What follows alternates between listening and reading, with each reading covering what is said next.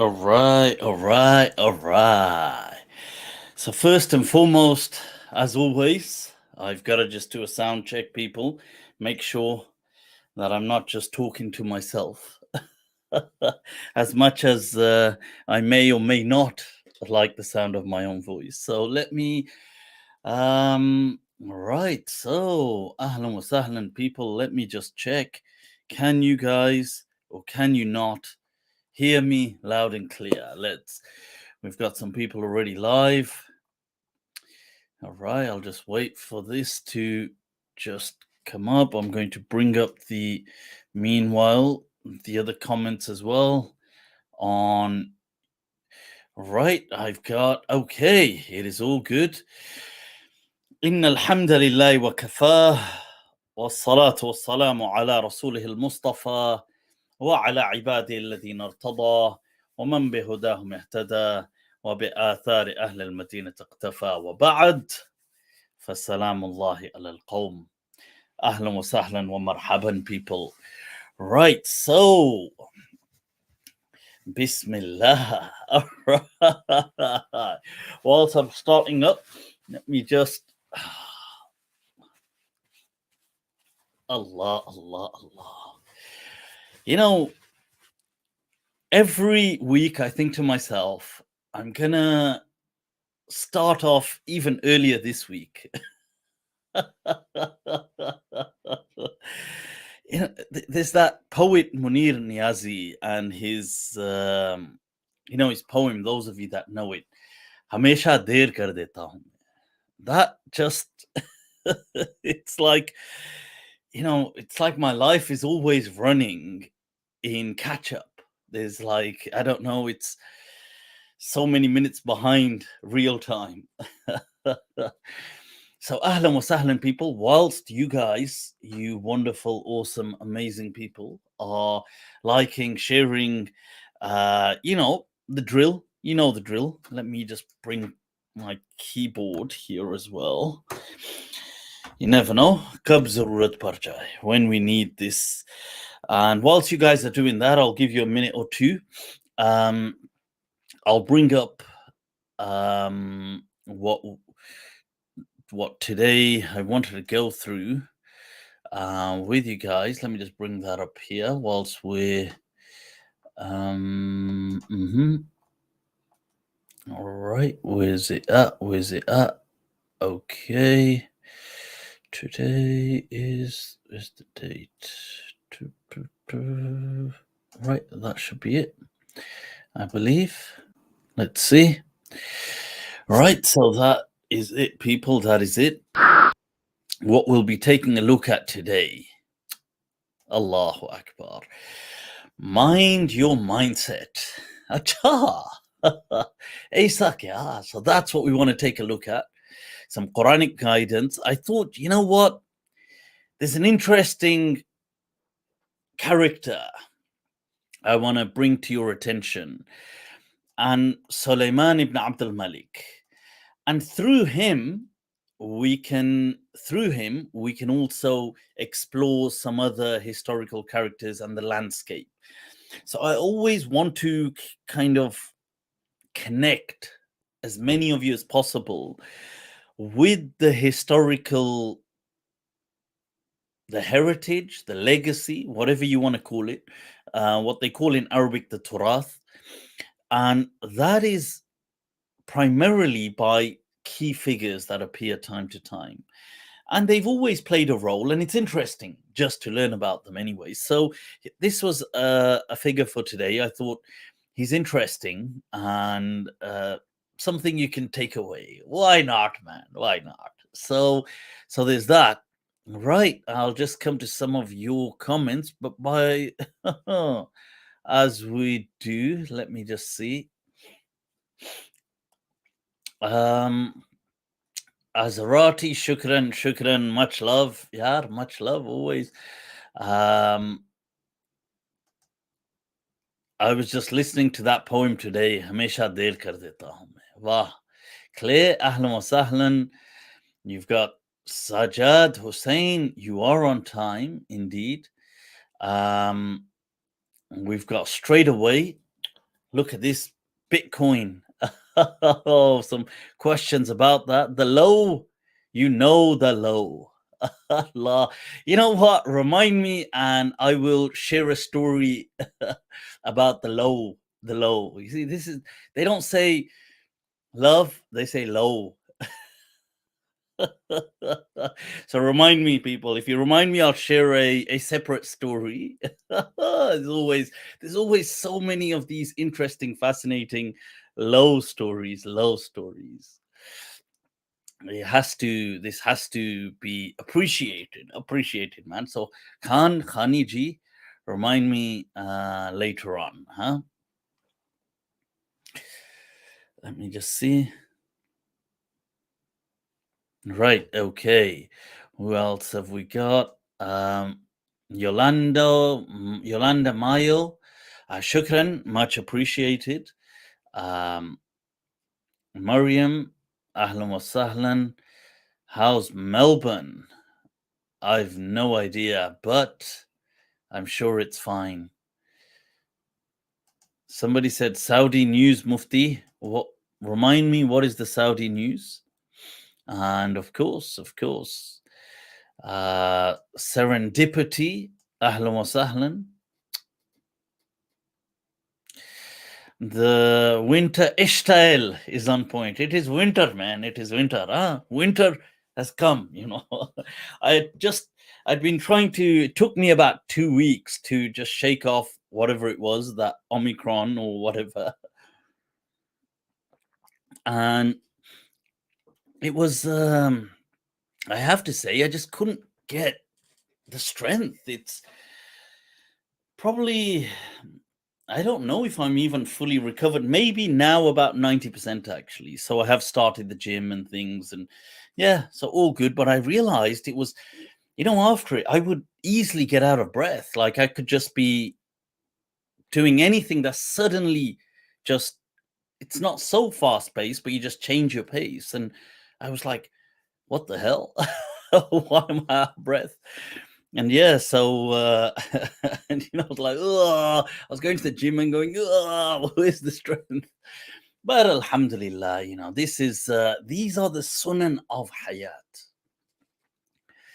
This is seriously these are the canons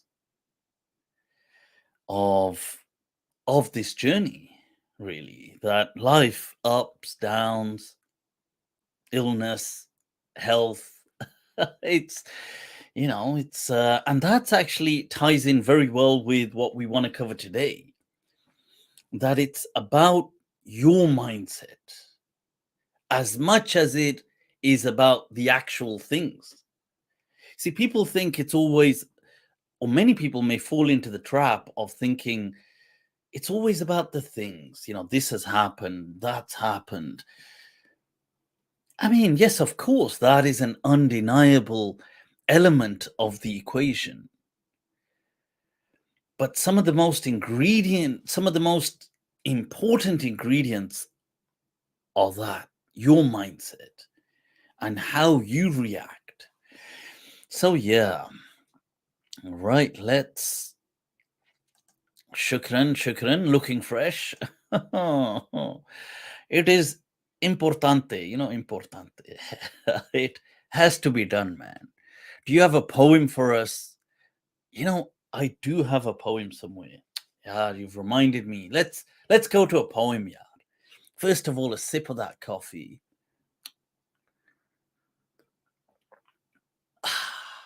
Kya baat hai. Although it is said that it's in hell that they are fed hot water, ma'an hamima. But this is not that ma'an hamima. This is the blissful one, the blissful type. People, Allah, you know what? Kya baat hai yaar.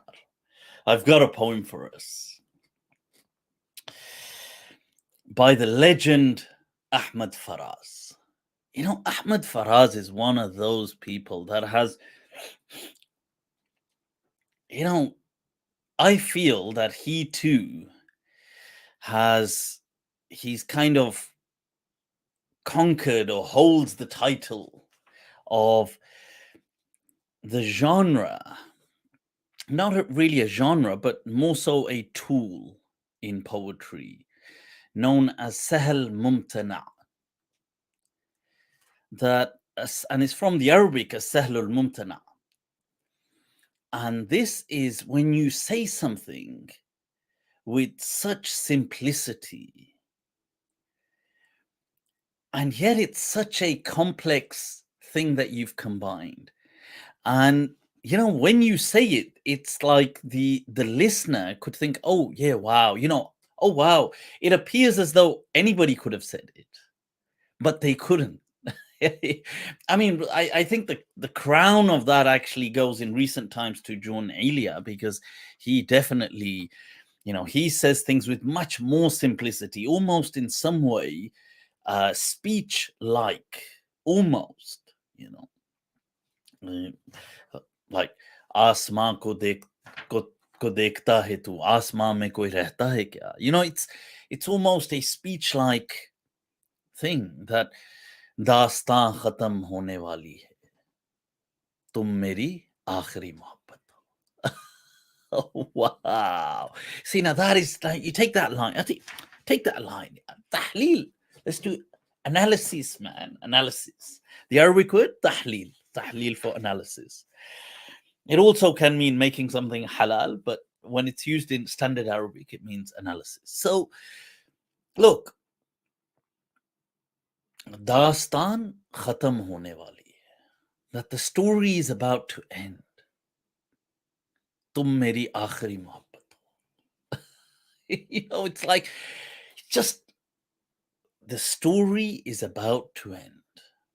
Story of life is about to, that Dastan, the saga, greater than story actually. Dastan is like the saga is about to end. And you're like, so he's brought in your attention. And then wham! Tum meri. So you're like, you are meri aakhiri mohabbat. You are my final love story. It's, look how much he's compressed in that. Because in many ways, it's almost like, what? Like, oh, so I'm not your only love story. You see, what he's doing, he's telling you that on one hand, he's trying to say, well, yes, of course, there's been many before you, tum kis guma mein ho, as he says, what kind of, I don't know, delusion are you in, that there's been many before you? So when a person is almost taken aback by that thought, they're immediately brought forward with Akhri Muhabbat, but you're the final. You seal the deal. Allah, look how much that has kind of compressed and compactified into this just one stanza, one, bait. They call it a bait. These two misra, the two lines of any poem. So this one bait, look how much is compressed in that. He's kind of telling you he's dying. He's telling you that you are, the saga is coming to an end, that which implies that there's been so much drama that has happened to this tale. He's telling you that you are the love of his life. So there's like, wow. But then he's telling you, but you're not the only one. There's been many stories before you. So there's mixed emotions, but then he's telling you that you are the final. And with you, the story ends. It's amazing, when you look at these kind of things. And this is in many ways sahlun mumtana, that it is a difficult concept, that when the listener hears it, he thinks, oh, I could have said that. you know, this guman is this kind of delusional concept that I could have said that. Even me, moi, I could have done that. But you can't. Left to your own devices, do it then. Hatu burhanakum in kuntum sadiqin. But you can't. So this is, and in some ways, I feel Ahmad Faraz is like that as well. Many poets are like that.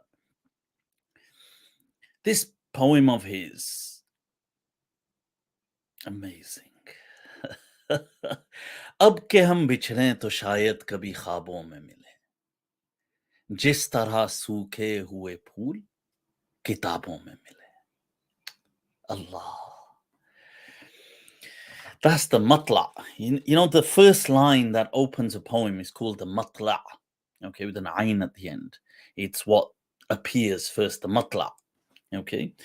And so the matla is ab ke hum bichhde to shayad kabhi khwabon mein mile. If we separate now, or meaning now that we may separate, perhaps in our dreams we shall reunite. Meaning, if we part ways now, which seems to be on the horizon, then our reunion will be in the land of dreams. Jis tarah सूखे हुए फूल किताबों में मिले. You know, in this Indian subcontinent, there's a custom. I don't know if people really do it now, but it's something many of you that are slightly that are not so young may recall this, that what they do is, as a bookmarker in books, they would often leave a petal, a rose petal, or sometimes they might leave a feather, but often people, so if you go to some masjid sometimes, especially in, let's say, that part of the world, or even here when we were growing up, you may find even in some of the Qur'ans, the mushafs, you open them and there's a rose petal in some of them. And you may think just a single petal. And you may think, oh, what's this? You know, what it is people would use them as bookmarkers. And it was at the same time, it would give an aroma. It would kind of leave this scent. But it would, you know, its touch, delicate, soft. It wouldn't generally harm the paper. And in many ways, as it kind of aged, I don't know, it gave a certain flavor to, it's been maybe years somebody was reading this once. With a bookmarker, let's say you've got a bookmarker, you can't, it doesn't age. And so although you may be reminded, okay, somebody was reading this, were they reading it last week, last decade, but there's a kind of aging with that petal. And people do that there. And he says the way flowers, these petals end up meeting in a book. This is how we may meet in the world of dreams. ढूंढ उजरे हुए लोगों में वफा के मोती. Seek the gems and pearls of people amongst those who are ruined. ये खजाने तुझे मुमकिन है खराबों में मिले. Allah. He says these treasures that you're seeking, perhaps you'll find them amongst the devalued, amongst the ruins, the kind of debris. You see, even treasure, when you think about it, gold, it will be found in the earth amongst the rocks, covered in dirt. as will all gems, and often be found lonely. You see, that's the nature of gems. they are found in very humble surroundings and often alone. You see, and he's telling you, you want to find genuine, you want gems of people. ढूंढ उजड़े हुए लोगों में वफा के मोती. You want the gems of loyalty. Why don't you look where people have passed through peril, through destruction, through suffering? ये खजाने तुझे मुमकिन है खराबों में मिले. Perhaps in the ruins you will find such treasure. गम दुनिया भी गम यार में शामिल कर लो. नशा भरता है शराबें जो शराबों में मिले. Allah. He says, you've got sorrow, you've got problems, I'll tell you problems. Allah. गम दुनिया भी गम यार में शामिल कर लो. You see, you're going around with this problem of love. Low. He says, the gham of this dunya. And this is, I'm forever mesmerized with how the Urdu poets had glamorized gham. They had glamorized. Let me see if I can. Yeah, that's better. There was just some the fan from the PC, right? They had glamorized melancholy, and it's like something. It's a great achievement to be in that sense of depression. It's we can't fathom it today. And he says what to do is the gham of this dunya, mix it with the gham that you're going through because of this low story. And he says, don't you know alcohol? And he's talking about sharab, as in alcoholic drinks. He says, nasha bharta hai, that the intoxication increases, the buzz, it is increased. Sharabein jab sharabon mein mile. When you mix drinks together, he's like, this is it's something else. तू खुदा है ना मेरा इश्क फरिश्तों जैसा, दोनों इंसान हैं तो क्यों इतने हिजाबों में मिले. Says, you're not my God, and neither is our love one of the angel realm.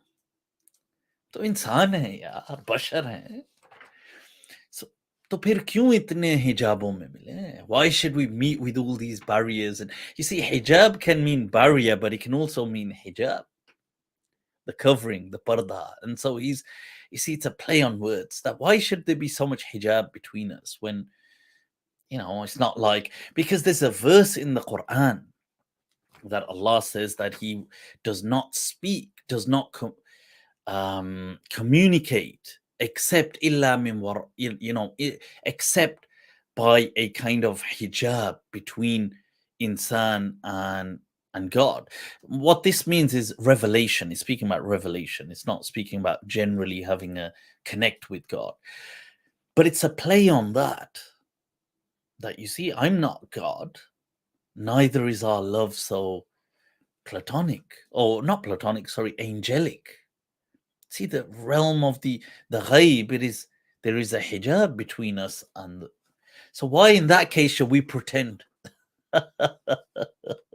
You see how much these poets play on things. Maybe the common person understands it to a superficial level, and those who have greater knowledge understand it to a greater level, what they're saying.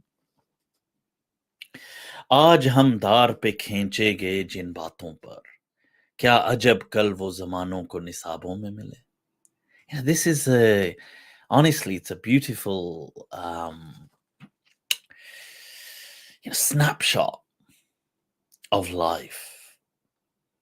That he says, you see, the things we are being persecuted over today, meaning that expressing love, expressing, what you believe in. We're being persecuted over it. He says, Kya ajab kal wo zamane ko hit nisabon mein mile. Perhaps tomorrow it will just be standard curriculum. You see, because the truth, whenever it manifests, as it's often been said, it goes through 3 stages. And the first is like vehement opposition by people.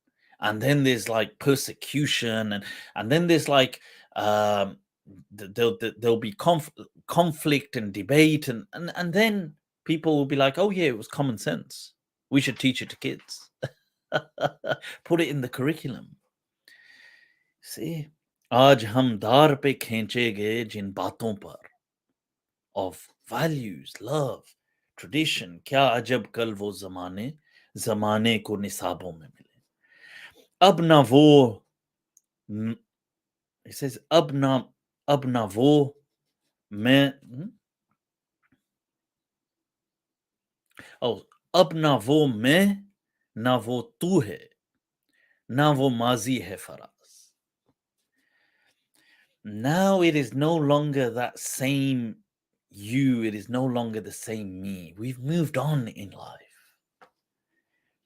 जैसे दो शख्स तमन्ना के सराबों में मिले. See, now it's as though the mirage of 2 people is meeting. See, ab na wo मैं, na wo tu, na wo mazi hai faraz. See, now it's none of us are the same. We've moved on.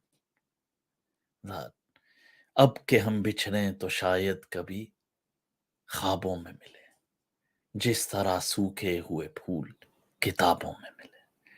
See, now that we separate, perhaps it is only in the world of dreams we shall reunite.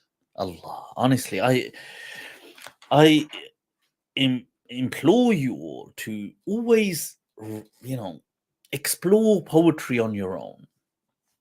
Imam Shafi'i would often say that anybody that took a passion to poetry, his heart became softer, and in life it became softer, as in embodied more love and compassion. So, yeah. Right, where are we at, people? Where are we at? Allah. I wish Mufti could visit NYC. I will, inshallah. You know what? I was just speaking yesterday to good friend of mine, Imam Tawqir. I don't know if he'll end up watching this. So if you do, you're doing it, Sheikh, you're doing it. And so we at one time were studying together in Pakistan, Karachi, and obviously we've on and off been in touch, but recently we're just speaking again, and he was just saying to me just yesterday about, you need to come to the States, and I was just telling him that, as it had happened, in 2019, so before all this COVID, we were actually, me and my friends, we were kind of planning that, look, let's just set a nomadic tour of America. Let's take out maybe 2-3 weeks and just go different places, meet different people. And, it's such a huge place, and it'll be interesting. It'll be fun. And, it's an excuse to kind of be there, meet people, go here, go there. And we were actually saying this, and we were looking to it was 2019, and we were thinking, you know what, maybe we'll do it for next year. Maybe mid next year, late next year. And then the world just changed with COVID. So, but yeah, it is definitely on the agenda. Why not? Just for fun, go meet, just connect, really. I think that will be amazing. So I will be your tour guide. Yeah, ahlan wa sahlan. Oh yeah, the US. Yeah, this is another thing. I don't know. To be fair, in the past, I have been to America twice, and it wasn't that difficult to get I don't know now, the visa and stuff, or whatever they used to call it. But it was, I had to say, My experience with America was any position of authority was terrible to deal with, and the people were amazing. As in the people I generally came across were all very kind of like cheerful, jolly, and even if I don't know if they were jolly, but they're very friendly, yeah, and very loud and yeah, and huge. Everything in America is huge. It's like the land of the giants, isn't it? Their food is huge. The people are huge. All the people are like 6'5" at least, and it's all this genetically modified food. I'm telling you. When we were in Pakistan studying, everybody that came from America was like, they were like giants almost. It didn't matter what ethnicity they had. So they could be, you could think, well, these people, let's say this ethnicity normally may be tall, or this ethnicity. So even not to kind of, so let's say even there were some Bangladeshi students that had come over, and not saying that Bangladeshis are necessarily not so tall, but generally you might see the ones that were from the UK. There were several, but the Americans, they were all like, it didn't matter what ethnicity they were.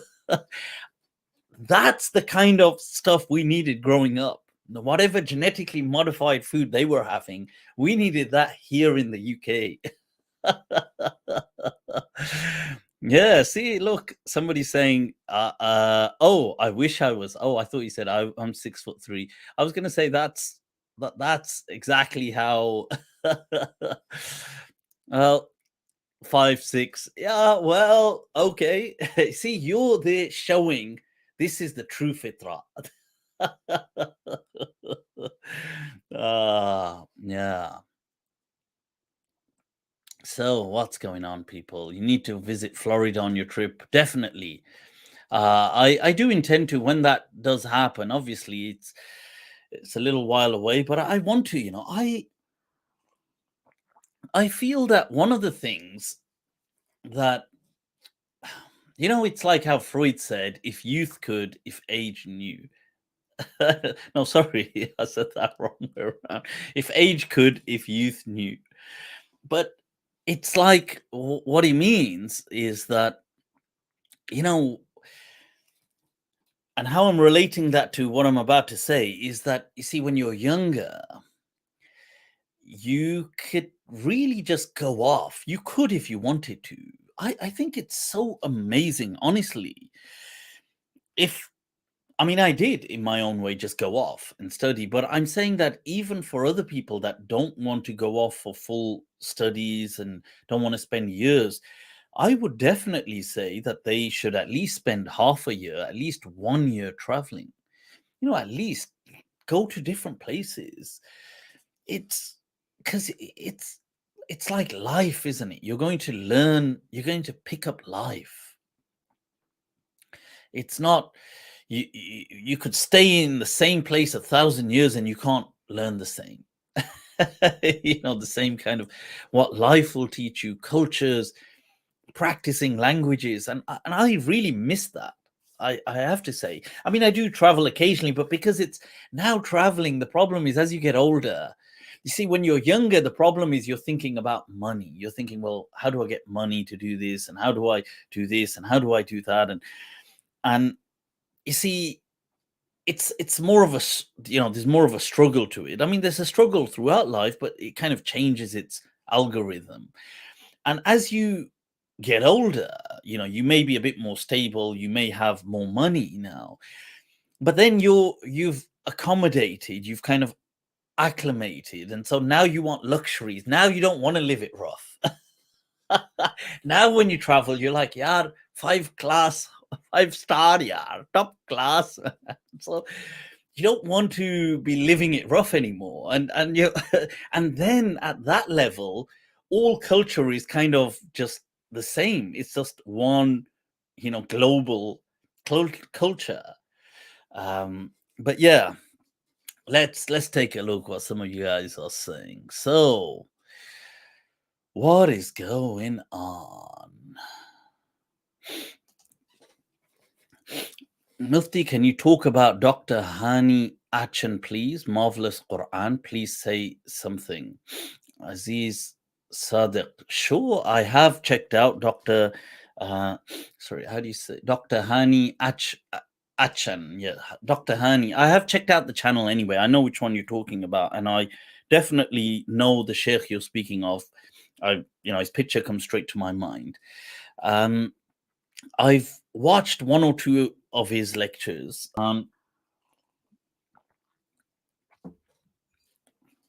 I mean, they're interesting. He's definitely trying to, bring fresh eyes to the Quranic discourse, and that's amazing. Anybody that's trying to do that, there's definitely an element, I would say, reasonably strong element, or reasonably salient element of rationale and rationality and reasoning. It's definitely salient. It's a salient feature of what he's trying to do. I'm not sure it's always the dominant feature though, because I did watch one or two things and I wasn't really I wasn't, it didn't really fall in sync with how I would see things, and other things I'm sure would. So I watched, I think, and I may have misunderstood stuff here, you see. So once again, because his lectures were so long, I don't watch them all, and so I am at fault. So I could just be totally misunderstanding what he's saying here. But there was something which he said. I watched a clip about the miracles of Moses, and I found that a bit not really I mean, it's not really my cup of tea. So he was saying something, or I thought he was saying something like Moses may have had an amputated hand, or he had a disabled kind of like something like not a fully formed hand or something, and it was like maybe something disabled, or he had a cut off hand, like he was amputated. And so when he puts his wadmum yadaka ila janahik, put your hand by your side and raise it, bayda, like it comes out bright white, min ghayri su', without any harm. He said that. So what I understood is he was saying that then God just made a new hand grow for him right there, and this was his miracle. And this miracle, I mean, so if I understood that correctly, I it's not really how I would, it doesn't see. It's not really in line with that reasoning thought, and it's not really in line with the. So I don't know where to put this, you see, because it's not really taking that rational approach, and it's not taking so maybe it's just a fresh eyes, he's looking at it fresh, and he's saying, well, this is how I see this, and that's fine. It's his take, and he's a sheikh in his own right. So there was that which I kind of found, and there was I mean, there were other things that he was saying which were absolutely fine, and I heard, and which it's clear that he's using the voice of reasoning about the Quran. He's saying things, I think, about the pharaohs, I think he's saying something about pyramids, and that's all good, and there was nothing. He did, if I understood him correctly, he also doesn't incline towards a virgin birth of Jesus, and and that is the view of certain ulama. So so that's that's where he's following a line of kind of rational thinking with the verses, and he's explaining that. But I did find it a bit strange, and once again, this is a point that maybe I've misunderstood. I think he is stating that the husband of Mary is Zachariah, and Zachariah is Mary's husband, and Zachariah is the father of Jesus. And Jaun, Yahya, is the older brother of Jesus. This is what I watched something, and this is what I understood from what he was saying. And so if I've misunderstood that, I apologize. And but I'm pretty sure from what I went through, this is the understanding I took away, that he was saying that these verses show that Zachariah marries Mary and that Jesus is his son, and then also John is Jesus's brother, and also the older son or the younger. I don't know which way he puts them, but I found that really kind of I mean, I don't agree with that personally. If that is the view, and if I'm mistaken, then I apologize, Sheikh. Samihni. You know, but yeah, so that's my thought. So generally, I welcome any, and I always congratulate people trying to bring fresh eyes to uh, a, a to scripture and revelation that is talking to us even today. And that is really one of the wonderful things that Muslims can do, is interact with the talking Quran. And so I appreciate that. I admire that kind of skill set, that quality. But from some other things, I didn't find myself necessarily in agreement. But you know what? I would love to discuss these things with him. I would love to. I know he said he wasn't really interested in going on any podcasts or anything because he has his own show. So, which is fine. But if he did want to, and he wanted to speak about them with somebody who's going to, just inquire, rationally and reason from a perspective of reason, then I'm more than willing to do that. So yeah, I hope that helps. Mufti, remember Layla wants to visit California. Layla does, and so does probably Zozo now. Zara, she probably wants to as well. Good tadabbur. Yeah, sure, absolutely. That's what was said, his opinion. Okay, so I guess I'm right. Okay. So sure. I mean, I don't want to make this, kind of, and I don't want to seem like I'm being negative towards it. I'm not. I'm welcoming his kind of line, his inquisitive nature, and I guess I'd just like to understand, and I'm sure many people would. Maybe this is how people feel when they hear things from me. They think probably, "Whoa, what's he?"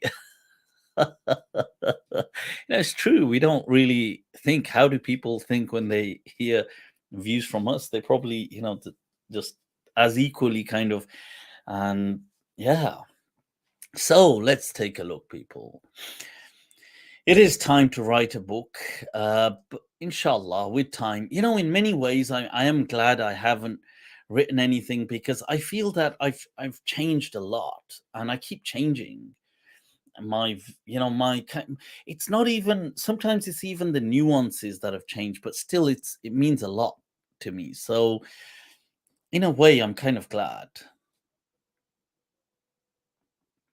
Right, let's take a look at today's what I'd like to do is take a look at some Quranic guidance, people. Bismillah.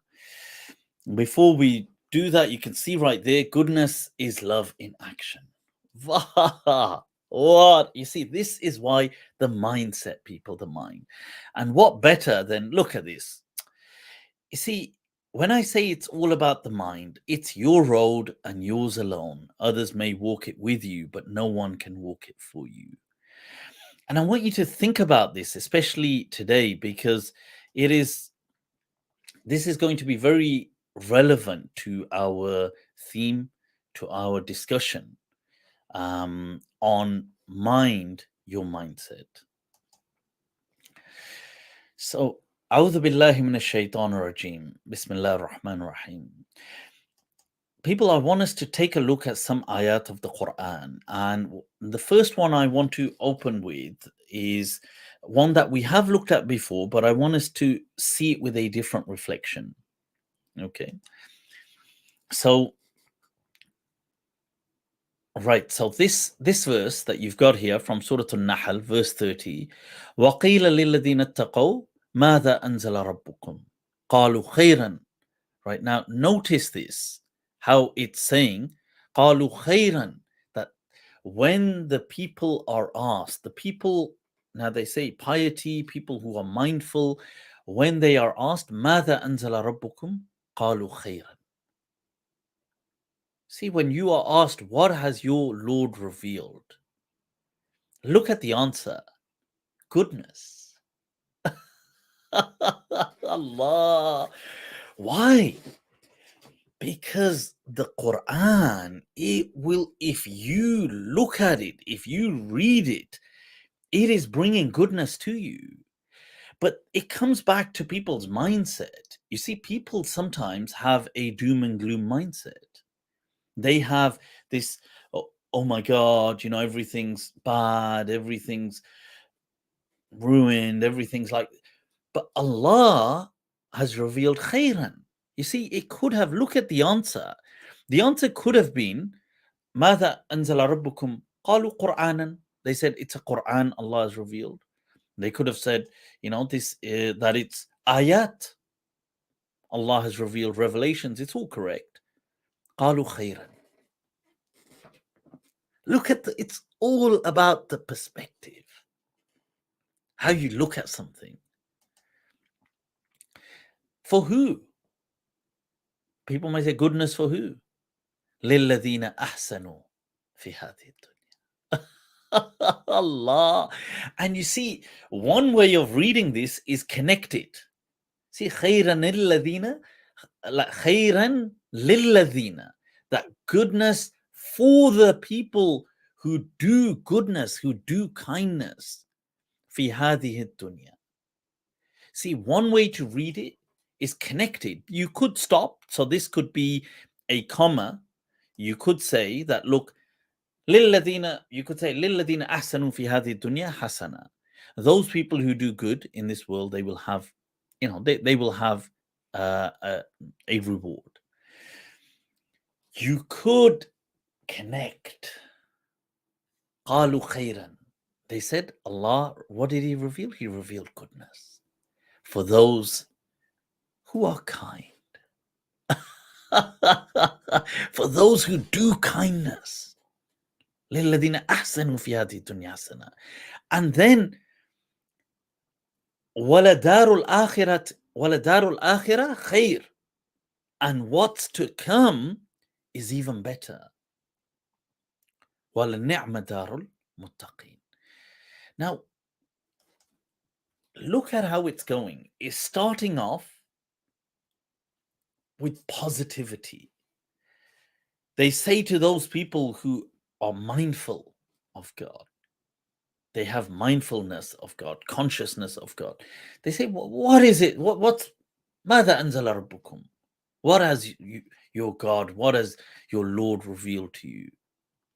Say goodness. You start positive.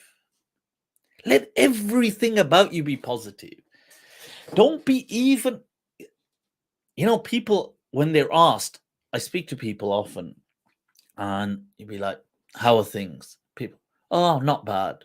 Oh, okay. Can't complain. Oh, it's been worse.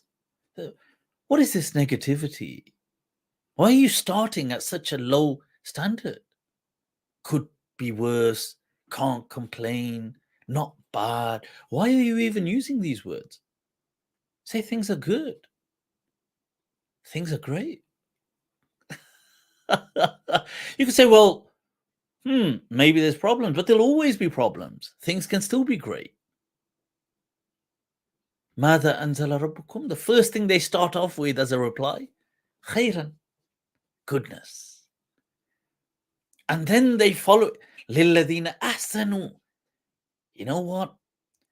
For people who believe in kindness, don't just believe in it, أحسنوا. They do it. They perform kindness. There's hasana. There is just goodness as a reward for them. So they've gone from positive to good, and it doesn't stop there. وَلَدَارُ الْآخِرَةِ خَيْرٌ. Do you know what? You think this is good. What's yet to come in the afterlife is amazing. You see, starts off positive, jumps to good, goes to fantastically great. This isn't me. This is the ayah of the Quran. Look at it. قيل للذين اتقوا ماذا أنزل ربكم قالوا خيرا للذين أحسنوا في هذه الدنيا حسنة ولدار الآخرة خير ولنعم دار المتقين. This is the mindset. You control it. You know, you can, you see, people can control in unfortunate circumstances, people can control people's body, as in impose on them bodily restrictions. They can't control your mind. You see, if it is free, if it is positive, if it will always be positive. You'll be the kind of person that will see khair everywhere. You know, you could be sitting in the worst of times, say, I can't remember somebody, you know, can't remember what tragic incident it was, and somebody was talking to me. I said, well, it's, you know, it's all fun and games. It's a mindset. So, and it's important. And I'm saying this why we're coming towards the end of a year. We're coming towards the end of this year, people. And it's important that we finish, and we start something new with goodness. And I'm going to, inshallah, in next week's session, focus completely on new beginnings, or I'll try to, and bring in certain ayat, and I'll speak a bit about in next week's session about the, you know, this law of attraction and things, and I'll speak a bit about that there. But let's come to these ayat here. So these are the following two I want to look at. So first, from Surah Ar-Rahman verse 60, هل جزاء الإحسان إلا الإحسان. Now this is such a popular verse. Everybody's heard it. You know, هل جزاء الإحسان إلا الإحسان فبأي آلاء ربكما تكذبان. Is the reward of ihsan except ihsan? Now, you see, let me tell you another way of looking at this ayah. See, one is that, of course, by doing ihsan, by acting virtue, performing virtue, in embodying kindness, ihsan, you will be recompensed and you will have a reward. You will have ihsan from Allah. Yeah, that's absolutely one way of looking at it. But look at the other way. هل جزاء الإحسان? Is there a reward for goodness? إلا الإحسان. Except the goodness itself. Allah, is there a reward for it except it? You do an act of kindness for someone, and people say, yes, of course, Allah will reward me. But is there a reward greater than the act of kindness that you get to do in and of itself? Just think about it. See, you get to do an act of compassionate good for someone. وَهَلْ جَزَاءُ الْإِحْسَانِ إِلَّا الْإِحْسَانِ. Can something beat that? The fact that you get to do that. That is honestly a beautiful way of looking at this verse. That هَلْ جَزَاءُ الْإِحْسَانِ إِلَّا الْإِحْسَانِ فَبِأَيِّ آلَاءِ رَبِّكُمَا تُكَذِّبَانِ. Then which of the favors do you deny? That you get to do this. I mean, you get to bring a smile to someone's face. You get to make that difference. I mean, what could be greater than that? You want a reward bigger than that? You want, oh, I want this, I want some.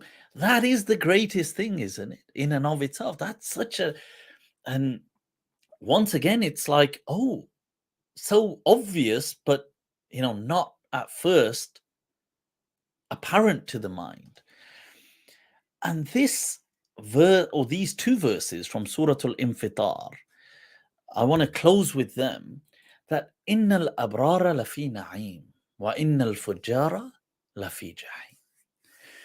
You see, and this too, now this, we've got this, the meaning, the apparent meaning, that, or the mutabadar in Arabic is that which comes straight to mind, that people of righteousness, people of good, they will be, you see, once again it says will be in pleasure, that they will, there's fi na'im, and obviously people say Jannah is na'im, in bounties, in blessings, in wa innal fujjara lafi jahim, and people that are wicked or wrongdoing will be in damnation. And that's absolutely, look, reading it like that look, it's speaking about the afterlife, sure, but the Quran has a dynamism to it. You see this superposition nature of the Quran, that it can speak with many layers. Sure, it's speaking about the akhirah, but in many ways it's speaking about the dunya too. Because if you look at it, innal abrara lafi na'im, people who do good, they are in a state of bliss. You see, people, the abrar, people, that is people of virtue, people of that do good for humanity, that want to, and it's because bir isn't about just ibadah. ليس البر أن تولوا وجوهكم شطر المسجد الحرام. It's not about bir. Piety isn't about trying to just face the Qibla or the Kaaba. It's about feeding the poor. It's about helping that human connection, the human concern. Virtue, it's a social element. Innal abrara lafi na'im. Yeah, they are in a blissful state. Just look at them. Their lives. It's not speaking about necessarily luxuries. Sure, they may have luxuries, they may not. But they are in a blissful state. They are happy. Wa innal fujjara lafi jahim. People that cause harm, people that, wicked, people that do cruel things, they are living, their life is a hell. You attract what you do. It is coming back to you. It is here. You are living it. It's not. Yes, the akhirah is another discussion. I mean, that's yet to come, but we're talking about it right here, right now. Innal abrara lafi na'im wa innal fujjara lafi jahim. You see, so these were three verses that we were looking at, that when people ask those that are conscious, God conscious, that ماذا أنزل ربكم قالوا خيرا. It's positivity, Surah An-Nahl Verse 30, and it builds in positivity. That people who do this, people who are in a state of positivity, and that's okay, their state, and they do ahsanu. And then the second verse in Surah Ar-Rahman, هل جزاء الإحسان إلا الإحسان. That this compassion and this kindness, its reward is itself, that you get to do it. And people that are of virtue, that are of this, that do these things, they are in a blissful state. Allah has decreed it such. He has set these laws in the universe.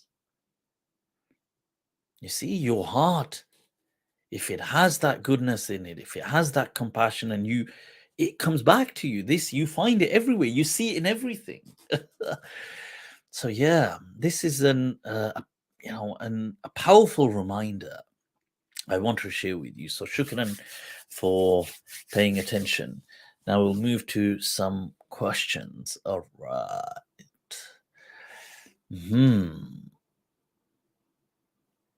Mufti has made a fresh cup of that goes too much. Damn, this kindness come. Sabir and Shukr. I don't know what's going to go on, Mufti. All right. Yeah. Sabine, no, I don't know what. I don't know what's going on. Sabine, I'd advise not to troll because you just get blocked, man. And why be blocked, huh? Why? Think about it. You'd rather be in a blissful state than in a blockful state. So what is going on, you awesome people? What is going on?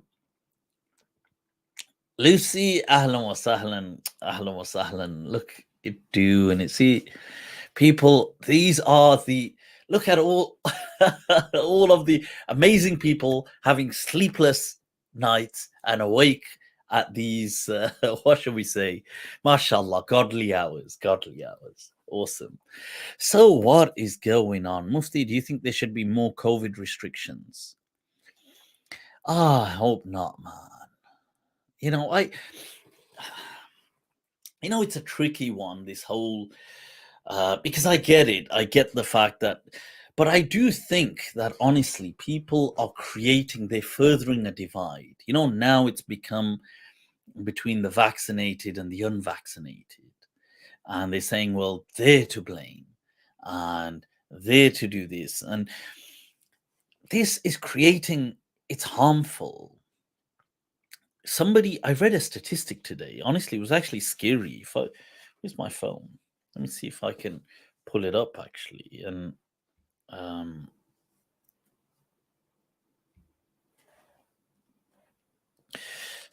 somebody had sent me, I think it was a tweet. So it said, since Omicron, this was from, I don't know who's writing the tweet, Sir Marco Robbins. I don't know who that is. But anyway, since Omicron first detected 27th November, 7 deaths, average age 83. You can double check the stats. But this I found shocking. 27th September to now, which isn't long, people, less than a month. That's less than, 4 weeks. 239 deaths by suicide. Average age between 25 and 44. Perspective. I was shocked, honestly. Damn. That many suicides. Wallahi, ya salam, may Allah make things easy, because remember, for each suicide, the tragedy of what it leaves behind in each person connected to that loss, the family members, how every person feels a sense of failure as well, because they feel, damn, I could have, maybe if I spoke to the person, maybe, if I knew they were going through this. It really shakes people because it breaks their courage, their determination in life. And this is less in just over 3 weeks, you got 200 plus. That is honestly, it's a tragedy, and people need that human compassion. And I'm all for, see, I am vaccinated myself. I haven't had the third booster yet, but I'm fine with it. But I don't agree with this divide that is being imposed and created, this kind of like pitting people against people. And many people, there are some strong, let's say, almost confessional anti-vaxxers, but I believe they are a small minority. Many people who are refusing to get vaccinated I believe it's not because they are anti-vaxxers, but it's because they are suspicious and don't of the government and don't trust them in this. And now, you see, now that is, I believe that's a concern that should be addressed. It shouldn't just be kind of brushed under the carpet, because you see, you could say to me, look, I hate this, like, oh, I hate, let's say I hate Muslims, or I hate Muslim, I'm not listening, oh, I'm not listening to Muslim, I'm not, it's, or I hate you, or I hate, and you're just on this kind of spree of just, I'm not listening, and then that doesn't matter. Because you see, that kind of a person you can't speak to. But somebody could say, look, I'm not a nutcase, but I have legitimate concerns about, let's say somebody says, I have concerns about some things that Muslims, I feel they may believe. I'm legitimately concerned. So in that situation, it's worth having a discussion in saying, well, okay, what are these points of concern? Somebody may say, well, I, for example, believe, I don't know, is it true there is a certain thing, or there is certain verses that say this, and they can be addressed. So when people are legitimately distrustful of the government, there are valid questions and reasons. So, for example, the government is saying one thing, doing something else. The government may be pushing something, and maybe many members of parliament have shares in that particular company. There may be, now these are all legitimate questions. These are not like, hyperbolized paranoia. This is like something very legitimate. It's like, a conflict of interest, or people are curious. And so if people would just be transparent and say, look, these are the concerns, here's a briefing, we're going to be honest, what are the genuine questions, what are the top 10, let's tackle them. And I don't mean just about the research on COVID. I think a lot of people, it's not about just the research against the scientific research. It's more about why is this being imposed? Is this a kind of how come you're celebrating Christmas yourself, doing these parties? You clearly don't believe in the threat, but you're telling us the threat is real. This is the kind of concern that people have. So if you're going to impose, like if I say to you that if you get caught doing this, you're going to get fined. You open a gym. I remember I was gutted when the gyms were shut. And I remember reading some person opened a gym and got fined like £10,000 or £30,000, but then Boris could be having Christmas parties, and they could be snorting cocaine, and everybody's together, and they've got wine, and the police won't even investigate it. And so it's these kind of things that are hurting people. So that's my thoughts on it. It's not. I just feel that the divide is wrong, and I feel that people should be allowed to legitimately, not as a troll, but legitimately express their concerns, and they should be answered.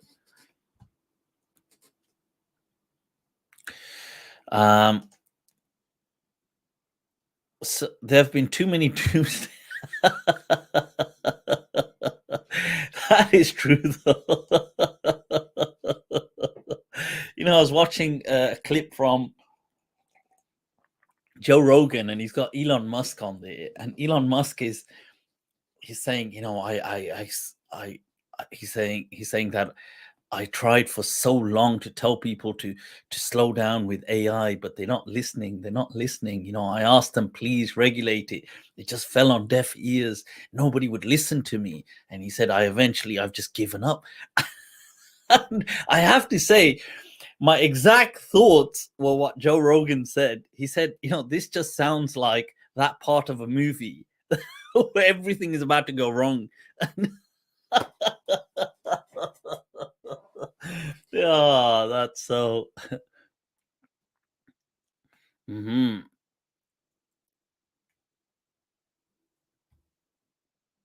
All right. Is circumcision true?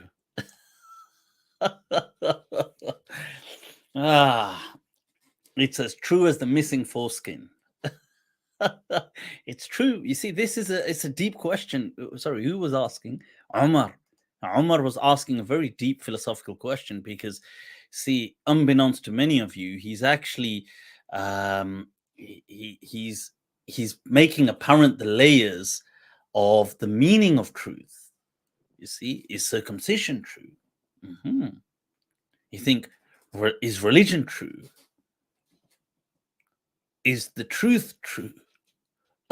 Allah, is circumcision true?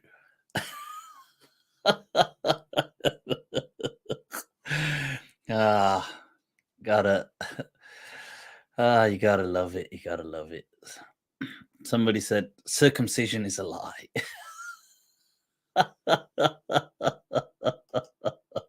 Tell that to there you go. See, is it true? Is it a lie? This is it. This is it, people. Mahmoud Abdul Baqi, shukran, yar. Much love for the super chat. Shukran, absolute love. Mufti, share your thoughts on Pakistan troubles and Imran Khan. Has something else happened? Yeah, if you're asking, should people be circumcised? If that's what you're asking, I have discussed that previously. Then, yeah, I do believe people, men, humans with male genitalia should be. I'm trying to be politically correct and use the right terms. What do they say? Cis male. I don't know how they term it. Cis male, cis biological, born and perpetually orienting as male, him, his, with his organ should have it. Sorry, should have zit. Imagine you wanted a pronoun for different body organs. I mean, how would that work if there was? Well, but I am pro circumcision. It is very healthy. Just the data suggests that on its own, let alone it's an Islamic teaching from the Abrahamic faiths. But yeah. So right, let's focus. Let's focus, people. Right. So let's go to today's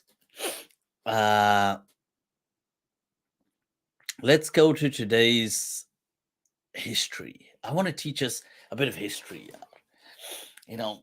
Let's take a look at Sulaiman ibn AbdulMalik. Now, why Sulaiman ibn AbdulMalik? So first of all, let me bring this up. Those of you that are just tuning in, people, right? Okay. That's it. Like, share, you know the drill. Right. So, Bismillah, a bit of history. Sulaiman ibn AbdulMalik, a candle of light in a dim lit dynasty, people. Who was this caliph? He's definitely somebody worth learning about. And I thought maybe by telling a story of his, we could also bump into several other people along the way. Right. So Sulaiman ibn Abdul Malik,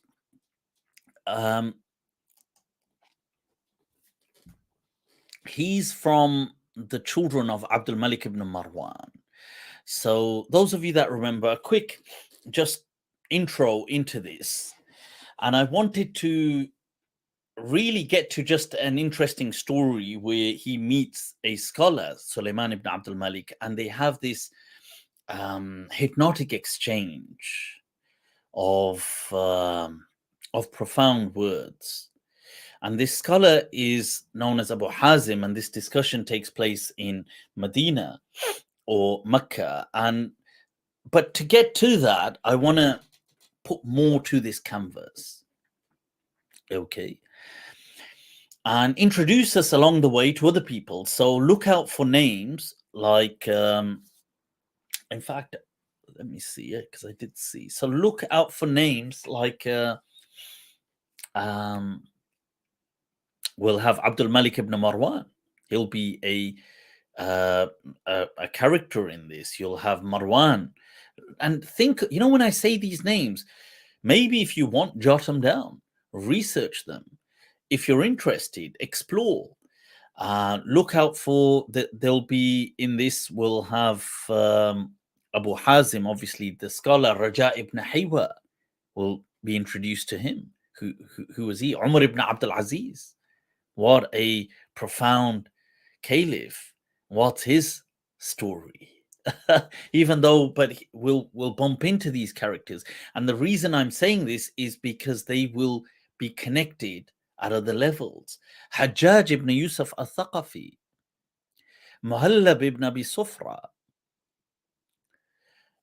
Muhammad ibn al-Qasim al-Thaqafi. Interesting people.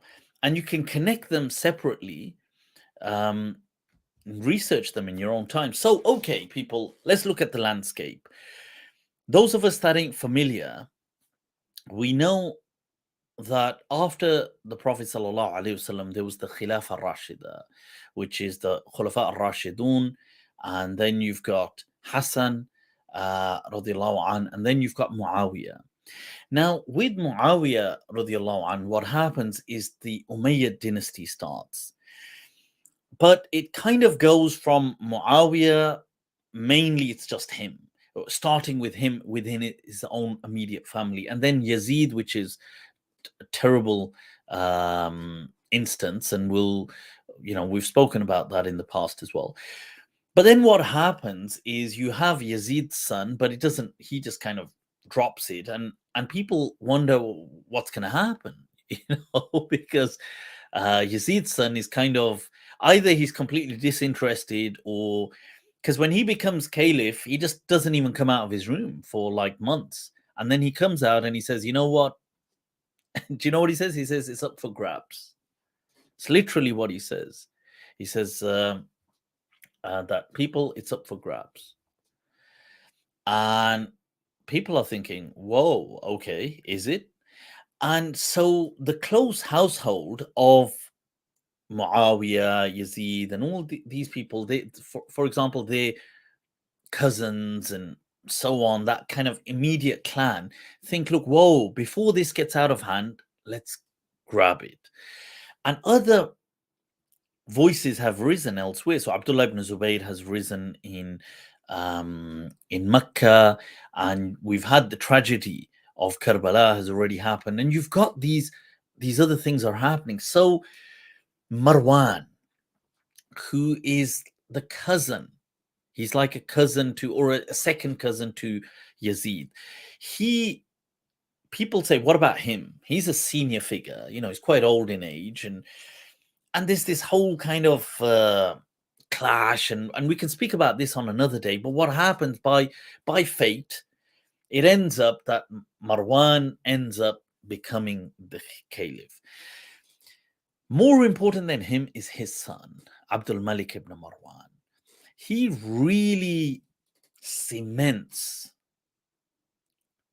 the foundation for Bani Umayyah. He is this, and we have to speak more about him on another day, but he is this incredibly, this formidable force that comes to the forefront. And he's kind of like a connect between old school and the new. And so he has old values, but he's also very, up into this whole new what's at stake here. And he really lays down these roots. And so it becomes his. Now he's there. He has a brother whose name is Abdul Aziz. And the way it's set out is after Abdul Malik, it's meant to be Abdul Aziz that's supposed to be the caliph. But Abdul Aziz dies before him. So his brother's dead. So he thinks, you know what? Let's give it to my sons and lock it in. So what he does is he tells people, I'm going to give the caliphate to my, and he's got a bunch of sons, Walid, Sulaiman, Hisham, Yazid, and a few others as well. And all of these that I've named will end up becoming caliphs of this Umayyad dynasty within this 100 years or less of its span. So what he says to Walid is that you are going to take control after me. And he's very strict, by the way. And he tells him that, look, I don't want no, this or that. He says, anybody that's not firm with you, and he kind of hints that chop his head off. Like, you need to be absolutely firm. So, okay, Walid, but then he tells him that after you, it's going to be Sulaiman. And he makes them all pledge to this whilst he's alive. So it's going to be you, then it's going to be the next son, the brother, Walid's brother Sulaiman, then it's going to be the other brother. He's got this kind of like a brotherly sequence going on. And he dies. And Walid becomes the caliph. And Walid is obviously, he's ruling. He's got a firm iron fist. And it's during this time, by the way, AbdulMalik had one of the things he had laid the foundations for was the Jerusalem, the Qubbatul Sahra, Dome of the Rock, and building a Masjid al-Aqsa as a masjid. And so AbdulMalik had begun that. However, it's in Walid's lifetime that this really gets set up. And Walid spends phenomenal amounts of money on it. And Raja ibn Haywa, he's a scholar. Now, he's interesting. Why? And you'll see his name coming up. But he's a scholar who, when Islam or Muslims entered Jerusalem, that region, Sham, so the neighboring kind of towns and cities, his family were Christian. And they, obviously, there's no battle in Jerusalem. It's a peaceful handover to Umar ibn al-Khattab radiallahu anh. And many people later on embrace Islam, including Raja ibn Haywa's family. And Raja grows up, he studies with ulama of, the Sahaba. He listens to certain Sahaba. He's this great tabi'i. He's very interested in hadith. He has, he's a thiqa. Generally, people accept from him in hadith. And during this time, he earns his kind of right within the Umayyad court. So they have him as a minister, almost as a kind of counsel. So one of the projects they hand him was this Masjid al-Aqsa and the Qubbatul Sahra, building that, the Dome of the Rock.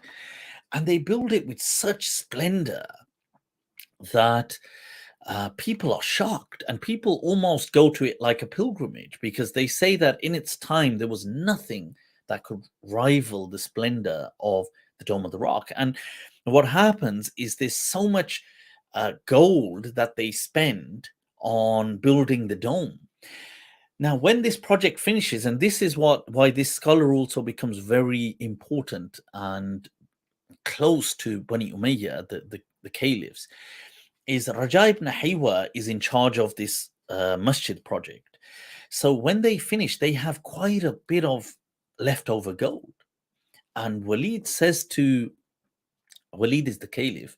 He says to Raja that what's left over, and he tells him that there's so much left over. And he says to him, you keep it. And, you can distribute it to 1-2 people that you like. And Raja ibn Haywa says, La. So that's not right. See, people lie, people had a code, didn't they? They had these kind of values. He said that, look, this money that was taken out, this gold, it was set about for a for a sacred place of worship, for a place, a house of God where people will come and contemplate God. And yes, we've built it, but now if I take this money, it just ain't right. And so this really hits hard with the caliph, and he's very impressed with this. So what he tells him is, I tell you what, he says, whatever's left, I want you, that gold, to melt it and add it to the dome of the rock. So there is this huge amount of gold that gets added to the dome of the rock in Jerusalem, the masjid. And it was so spectacular that they say decades and generations later, when in the time of the Abbasids, when Abu Ja'far al-Mansur comes and there's been fighting going on, and there's been fighting kind of poured into different towns, and Masjid al-Aqsa and Qubbat al-Sakhra, Jerusalem, have been impacted. And I think there'd been some, I don't know whether it was a flood or there'd been something, some kind of weathering that had caused buildings to dilapidate. And Qubbat al-Sakhra was also impacted. That Abu Ja'far al-Sadiq, what he did is he just took some of that excess gold and he had that removed, and with it they were able to, with that money, rebuild the entire structure. That's how much gold was on it. So just to give you an idea, so Raja ibn Haywa is really prominent. He's this scholar, this tabi'i. He's mentioned in the hadith books. So he's now become this kind of wise counsel to the Khulafa, the Umayyad Caliphs. So everything's going fine. Walid's in his heydays. He's being really strong. He's got people. He's doing his business. And, the Umayyads were very heavy-handed with people. They were very clear, my way or the highway.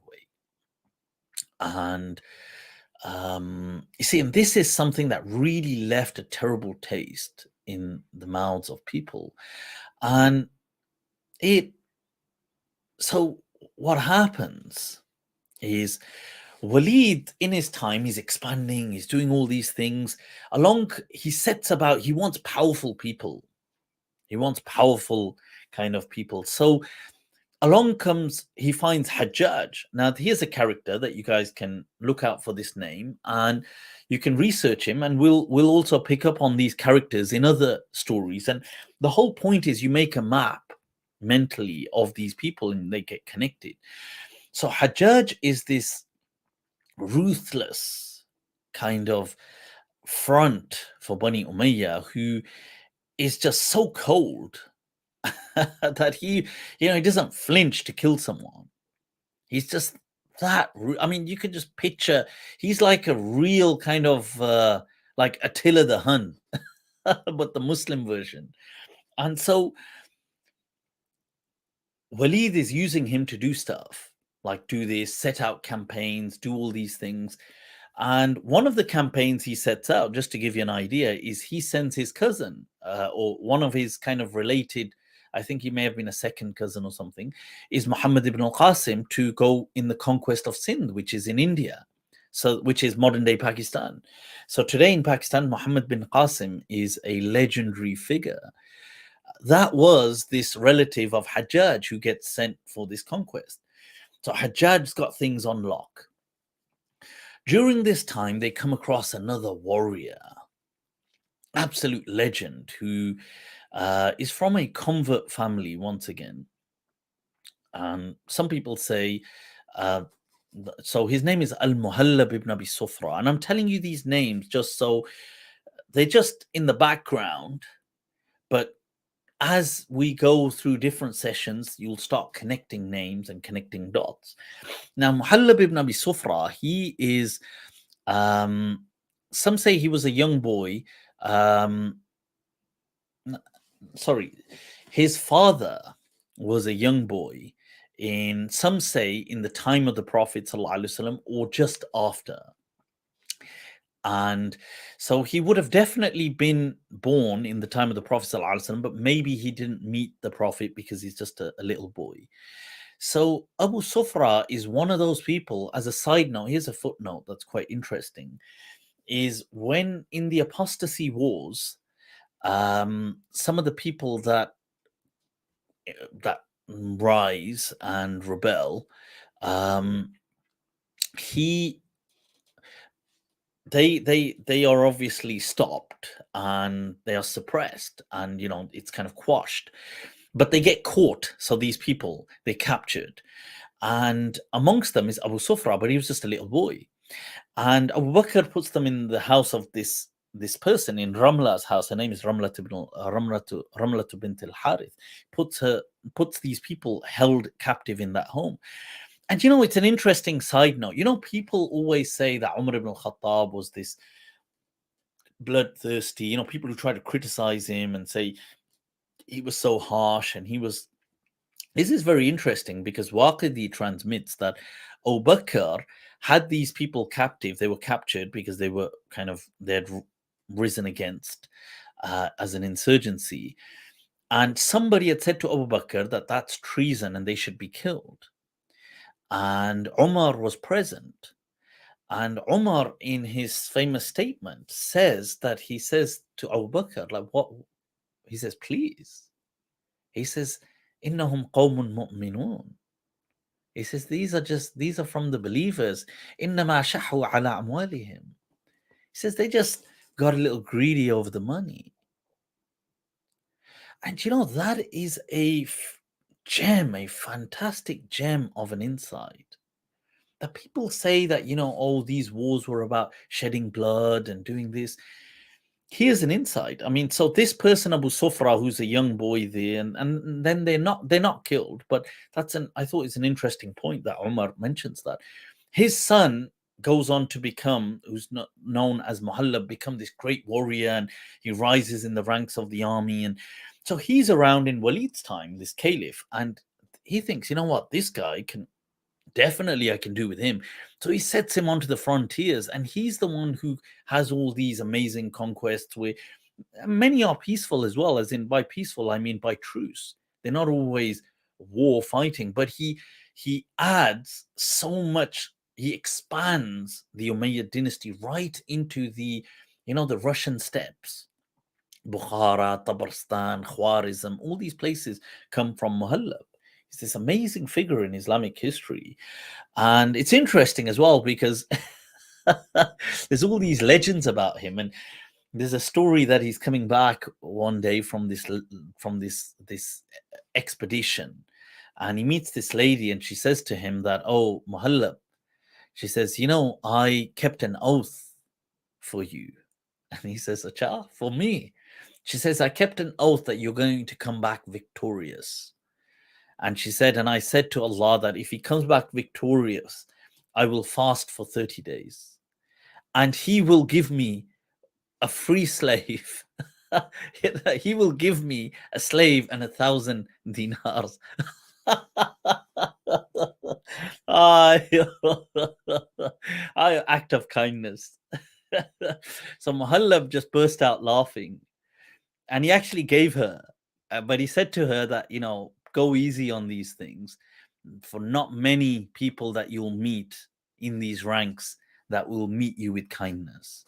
He kind of, but these are the kind of figures in the background. So, okay, now we're zeroing in, we're kind of honing in. So you've got this going on in the background. What happens is Walid, this caliph, Ibn AbdulMalik, he gets an idea one day. He says, Yar, after me, it's meant to be my brother Sulaiman, who's meant to be this caliph. But what if it isn't him? What if it's my son? Allah, progeny, what? It's amazing when you think about it. We share our DNA and our blood with our siblings, and we share it with our children. But it's amazing how and in which direction the blood leans. Allah. Because if you think about it, that's also somebody who's kind of you know, of you, of the stuff you're of. But it's right, but it's amazing that how and in which direction this kind of goes. So Walid says he says, that's how I'm gonna do it. So Sulaiman, remember, his father has decreed that he is next to be caliph. Walid says it's not going to happen. And what he does is he starts spreading the news that I want people to pledge their next allegiance, as in we're going to have a draft allegiance, and I want you to pledge it to my sons. So he sends it to key figures. He sends it to Hajjaj. Hajjaj pledges, and he makes people under him pledge it. He sends it to now certain people, they're reserved. You see, he sends it to Muhallab, who's, remember, a key general in his military. He says no. He says, we already have an oath in our necks from your father that it is after you, it is Sulaiman. He sends this to Raja ibn Haywa, the scholar, the tabi'i, who's, remember, a minister for the Umayyad kind of household. He says no. He says that this isn't right, that we have an allegiance with your father, that it's after you, it's Sulaiman. So here Sulaiman realizes, right, the lines are being drawn. And he realizes who's on his side and who isn't. So in the months that follow, things start to intensify. And Walid thinks, you know what, I've had enough of my brother. And Sulaiman is a bit of a nice guy. You see, so Walid thinks, I've had enough of him. You know what? He says, in the famous old Bollywood quote, he says, ye khoon ke rishte jo hain, ye khoon baha kar hi khatam ho jate. He says these relations of blood can only be settled by spilling blood. So what he does is he thinks, we've got to deal with my brother Sulaiman. And this is not something that, obviously Sulaiman is aware that, things are true. And he starts getting invites, Sulaiman, that, look, you need to come visit me. I'm at this court, and turn up. And Sulaiman's kind of avoiding him. He's kind of like, oh, tell him that I'm out of town and I'm here. And he keeps avoiding him. And what do you know? Fortune, huh? Allah and fate. When Sulaiman eventually feels the pressure, damn, I think I'm going to have to face my brother, his brother falls ill. And in that illness, he passes away.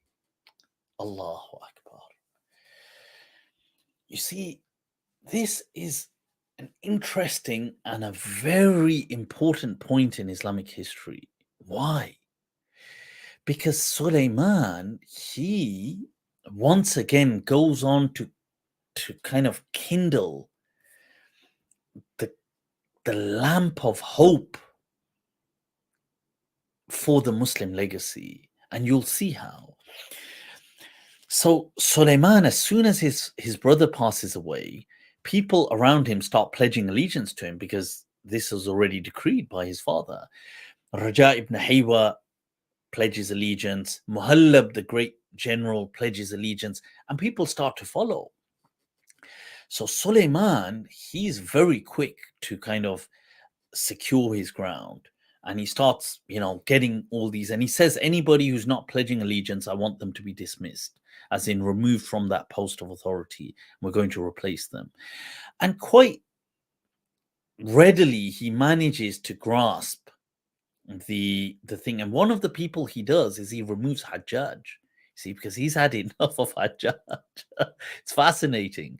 And anybody that was pro-Hajjaj, he has them removed. And so he manages to secure this kingdom. But that's not it. one of his first opening speeches, let me see if I've got it here for you. Right. This, by the way, is a map of his kind of dynasty that is under him during Bani Umayyah. And these are some gold coins that you can see that were minted in his time. What Sulaiman does, by the way, he goes on to set up an entire city, Ramla. And that minaret that you can see there was part of the masjid that he created that still stands today in Ramla. In Palestine. Now you will see the rest of it, obviously, over time has kind of withered and dilapidated. But so he builds this whole city as his part of his legacy. Let me just bring this back slightly. And that is an older photo of Ramla and a picture on the left of some of the dilapidated buildings of his palace and royal court. That were built there, and some further coins you can see above there. So let me take us to, and I think this is really interesting because, see, this is his speech that you see. He gives this as a royal decree and has it sent out. He tells people that I want you to fix yourselves. And he says that, look, he begins by actually religious stuff, like reminding them, فَإِنِّي وَاللَّهِ غَيْرُ مُبْتِلٍ جِدًّا. And now, if you take a look at this, I'll just zoom in for you. تَارِكٌ لَهُ حَقًّا حَتَّى أَنْكَثَهَا عُثْمَانِيَّ عُمَرِيَّ وَقَدْ عَزَلْتُ كُلَّ أَمِيرٍ كَرِهَتْهُ رَعِيَّةُ. This is an important point. Completely changing the style of Bani Umayyah. He says, any governor who the population are not happy with, I will have removed. Look at that. And he says, وَوَلَّيْتُ أَهْلَ كُلِّ بَلَدٍ مِّن مَنْ أَجْمَعَ عَلَيْهِ خِيَارُهُم. And whosoever any village or town tell me is the best of them, I will have him as their superior.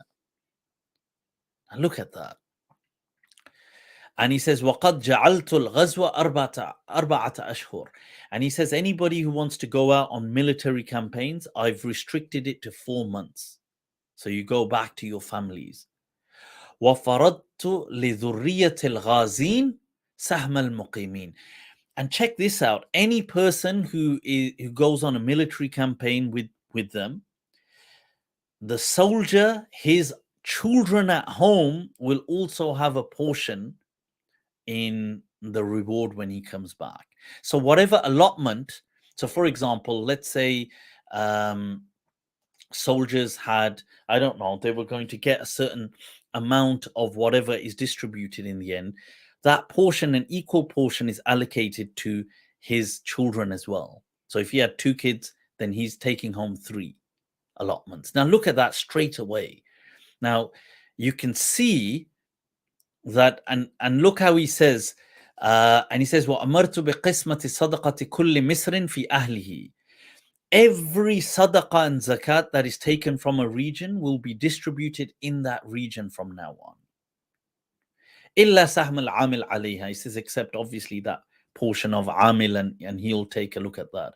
And then he says, so you can see, now this is why this is important, because scholars after him will mention this about him.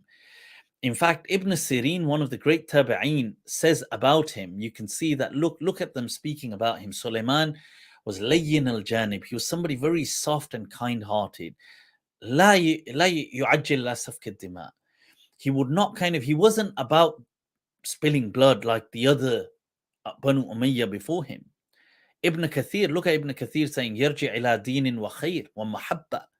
He was a person of love and compassion and deen and respect, value for the Quran was Sunnah, واتباع القرآن والسنة. And look at Suyuti, he says, كان من خيار بني أمية. He was from the best of them, مؤثرا للعدل, somebody who loved justice. And you have to check out what Ibn Qutayba said. He said, افتتح بخير وختم بخير. And this is important. He says he began with goodness and he ended with goodness. Why? He says he began by restoring justice and stopping, people. Bani Umayyah used to take money from people oppressively. He said he had that restored, and as you can see in that decree of his, and when he ends, it is him who puts in place after him Umar ibn Abdul Aziz, and not his brother. And he says to Umar ibn Abdul Aziz at the end, because Umar ibn Abdul Aziz, remember, is related, because where you've got Abdul Malik had a brother, Abdul Aziz, who died before him, and hence Abdul Malik put it into his own family. That Abdul Aziz's son was Umar. So when Sulaiman reaches the end of his lifetime, he doesn't actually rule for long. It's only about 2.5 years. But when he's on his deathbed, who tells him? Raja ibn Haywa. He asks Raja to advise me, what should I do? He says to him, look, basically, you're leaving this world. It's, do the right thing. And he says, what's that? He says, put Umar in charge. And he says, Inni akhafu alayhi ikhwati. He says, my brothers will kill him.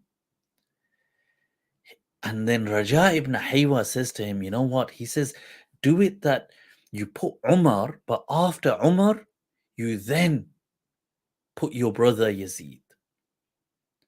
So people, that way, they will honor him, because they will think, look, well, they're next anyway. So that's what he does. And with Umar ibn Abdul Aziz coming in, Muslims see one of the most flourishing, the most kind of prosperous times in Islamic history, that it's been deemed the fifth of the righteous Khulafa al-Rashidin is Umar ibn Abdul Aziz. And people say he's a great grandson of Umar ibn al-Khattab, but that's through his mother's side. That's why he doesn't have that lineage. He goes through Bani Umayyah through his father's side. So you can see Sulaiman, why he is this important person. He comes in a time where people are getting fed up, where Muslims, dynasts are, even though they're building these great, splendid mosques, but they're becoming more and more kings, ruling with an iron fist, taking money when they need it from people, imposing heavy sanctions and taxes. They're not like they've forgotten that element of compassion and responsibility. And Sulaiman comes, and he comes with love, compassion. He starts by reinstating goodness, by distributing sadaqat in the regions, by saying to people, in fact, in his time, he says that all official leaders of a region should openly pray their prayers, as in be with the local congregation, because they had stopped this, Bani Umayyah had. So he starts it. And he starts his rule with this, and he ends it by putting in place Umar ibn Abdul Aziz, that will once again remind and show that, wow, miracles can happen. And that's a different part of history. So this person is such an amazing, it's an amazing personality to grasp. And he constructs this city. This is his city, Ramla. He builds these masjids. He wants it to be part of his legacy. He mints coins. He has things. And whilst this is happening, he has a love for scholars.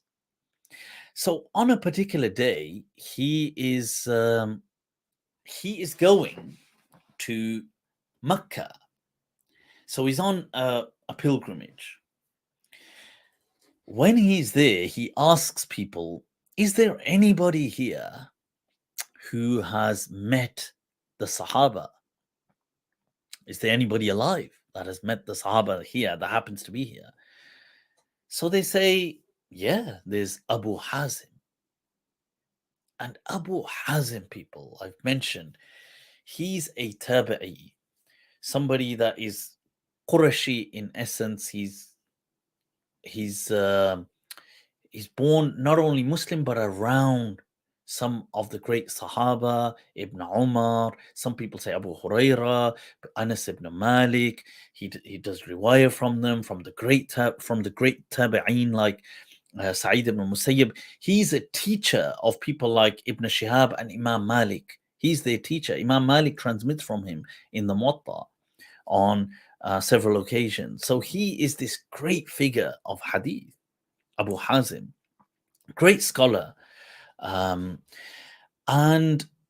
of Medina. So people say, yeah, Abu Hazem. So he says, bring him here. I guess, in some ways he had that kingly thing about him. So he says, Yar, there's a scholar here and I'm here and he's not here. So Abu Hazem is brought before him. And he says to him, Ya Abu Hazem. He says, Ma hadha al-jafa. He says, Yar, bare bewafa ho, yar.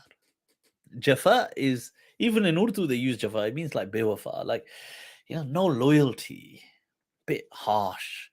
He says, right. So Abu Hazem says, why so? He says, I've come here to Mecca and you're here and you don't even come to give me salam. So Abu Hazem says, that would be the case. I would be disloyal if I knew you. He says, we've never met. You've never come. You've never crossed paths with me. I've never seen you before in my life. How can I just turn up to someone who I've never even known or met? What kind of disloyalty is that? So Sulaiman says, point ki baat hai yaar, point. So he says, you know what? Take a seat, man. Take a seat. He says, you know what, Abu Hazem, you appear as a wise man. He says, let me throw one to you. He says, why are we afraid of death? Allah. Why are we afraid of death? Right, so he says, okay. Chalo, he says that's fine. Let me see if I can bring it up here, actually, if I've got it here.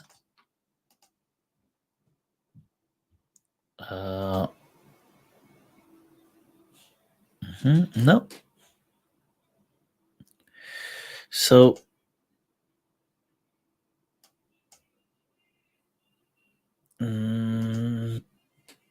right. So, no, that's not it. Okay. Let me just go see if I've got I thought if I've got it. Yep, there it is. I thought I'd bring it before you. He says to him that, look, why are we afraid of death? I thought, what is it that frightens us? Lima, he says, ما لنا نكره الموت. قال لأنكم أخربتم آخرتكم وعمرتم دنياكم فكرهتم أن تنتقلوا من العمران إلى الخراب. He says that's because, he says, simple. He says, because you've really decorated your lives, this worldly life, and you've ruined your akhirah. Look at how brazen. And he says, because you've not really concerned yourselves with what God wants from you. You've been too busy trying to be a king. And obviously this strikes, this kind of brazen attitude. You have to remember, people don't speak like this to kings and caliphs. And he says to him, Sadaqta. He says, you've spoken the truth. He says, فَكَيْفَ الْقُدُمْ عَلَى اللَّهِ. He says, so how is it? So how does one turn to God? And he says, turning to God is like a person who returns to his family after having been on a journey. It's as simple as that. It was always home. Allah, look at how he's describing this. He says, Al-Qudumu ala Allahi Azza wa Jal. He says that is kal-ghaib yaqdumu ala ahli. That's how it is.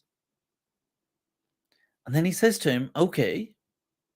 He says, Layta sha'ri. He asks him, now this is an interesting thing. He says to him, how do I know that if when I turn to God, I am in his favor? How do I know this? He says, by simply presenting yourself to his book. And he said, how does a person do that? He says, haven't you read? Innal abrara lafi na'im wa innal fujjara lafi jahim. Allah. The verse that we'd taken a look at previously, this is the verse that Abu Hazem recites to him. He says, when you read this verse, you will know where you stand in the grace of God.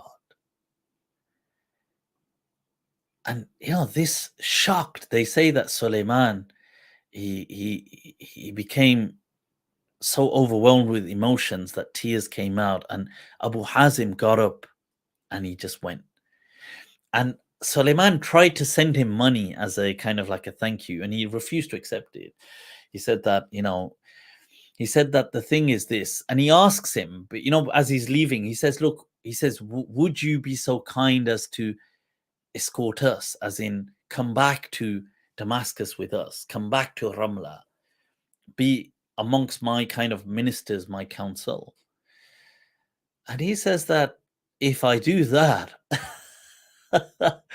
he says, in no time your luxuries are going to be so convincing to me that I too will be in need of counsel.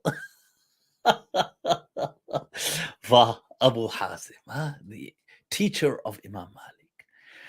So this was Sulaiman ibn AbdulMalik, people, a key figure who once again realigns for some part the history of Islam as we've known it. And I'll finish on one point about him. They say he was a handsome, jolly good fella, handsome, good-looking guy. And one time he was coming out of, they used to have these hammams, like these kind of Turkish baths. And he was coming out of a hammam, as one does. Which reminds me, I need to, I long for the steam rooms, right? So he was coming out and he's in the palace. He has this, this kind of hammam. He comes out and he sees in the mirror, he sees himself in the mirror. He says, and ajabahu nafs, he like it, he looks at himself in the mirror and he says, oh, you blimey good looking fella, you. He gets really, in a moment, sometimes in a moment, in a delusion of grandeur, somebody might look at themselves. Normally they might look at themselves, we might look in the mirror and go, oh, is that me again today? But sometimes upon occasion, we might kind of look and think, I don't mind if I say so. Delusions of grandeur, they happen to the best of us. What's Jigar Muradabadi says,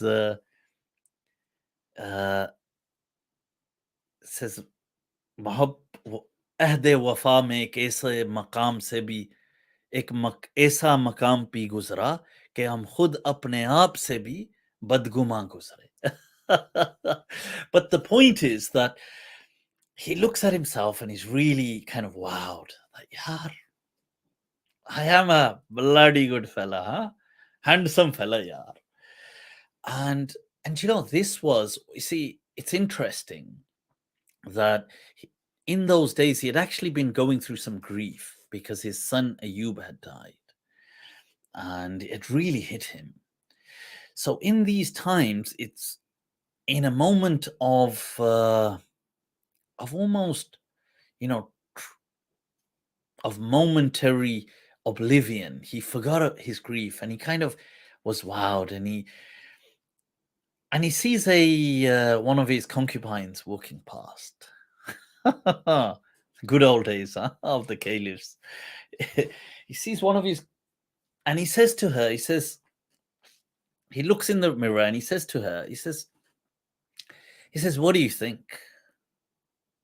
This is not enough that I praise myself. He says, you tell me, man. He says to her, what do you think? Any faults? Allah, Allah, Allah. لِكُلِّ شَيْءٍ إِذَا مَا تَمَّ نُقْصَانُ. Allah. Everything, when it's complete, it only goes down. So he asks her, can you see any aib? He says, can you see any faults? So she looks at him and she says, up. She says, لَيْسَ لَنَا فِيمَا, she says, لَيْسَ فِيمَا بَدَى لَنَا مِنْ عَيْبٍ. Says there's nothing, there is no, from what we see, there is no aib. عَابَهُ النَّاسُ غَيْرَ أَنَّكَ فَانٍ. Except the blemish. She says there are no blemishes. There is no aib, no fault. Except the aib of mortality. That you will not be, that you're not something that is eternal. She says, ni'mal fata. She says, anta ni'mal mata'. Mata' is a kind of like a rizq, something that you have, something to enjoy, something to, those of you that listen to Jaun Elia, he often uses the word mata' Jaun. He says mata' Jaun in Urdu. This is this Arabic word mata', which appears in the Quran as well. Something that you have that you can enjoy. She says, ni'mal mata' ant law kunta tabqa ghayra an la baqa'a lil insan. Allah. She says, you would be the most outstanding, amazing enjoyment of this dunya. If only you would last. If only you were immortal. But no insan, or all insan, and every insan must perish. Allah. Wow. Laysa lana, or ليس لنا فيما بدا لنا عيب عابه الناس غير أنك فاني أنت نعم المتاع لو كنت تبقى غير أن لا بقاء للإنسان. Even the concubines in that day and age. What wisdom, yaar. Banda, like such, listening to such person could just be like, yaar,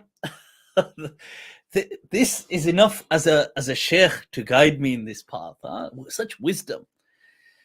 They say that, when she said that to him, it hit him. Suddenly he had this, sometimes a person says something and it strikes a tremor. That they say he suddenly became like, he had this awakening tremor of his mortality, just suddenly, that he thought his own frailty.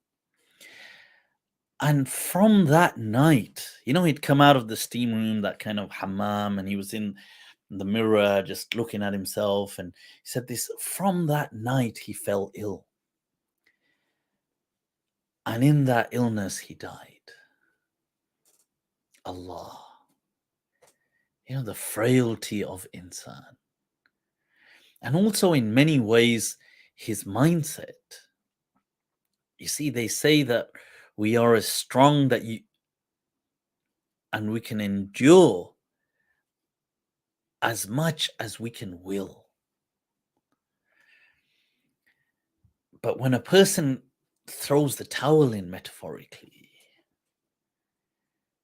that often with that metaphorical hope and vigor and strength that we have, with its loss, we also find at times the loss of life. It's fascinating, and this was a story I want to share with you. Really, just so many stories in one. And this personality, Sulaiman ibn AbdulMalik, a man who had to really fight for his rule, but with it, he began it by restoring justice to the masses, and he ended it by leaving behind a successor like Umar ibn Abdul Aziz, a person who was kind, compassionate. He showed a different side of Bani Umayyah. Handsome, had wise concubines, and for a moment was beguiled by his own youthful beauty. Allah, may there be a lesson, or many a lesson in that for us all, people. Allahu Akbar. Let's take a look at some questions, then I'll share the link and we can then wrap this up. All right. Just found this channel, Umar. Alhamdulillah, shukran. Ahlan wa sahlan, welcome. Sheikh Ziyad, I don't know what you're writing, but it doesn't seem to show up here. Concubine alert. Those kind of concubines are not, they're like just carrying or having these kind of, I don't know, these kind of fountains of wisdom. In the day and age when concubines were so wise like that. So, right, please check. I think I may have missed, let me go back. I may have missed a super chat or two. Let me just check.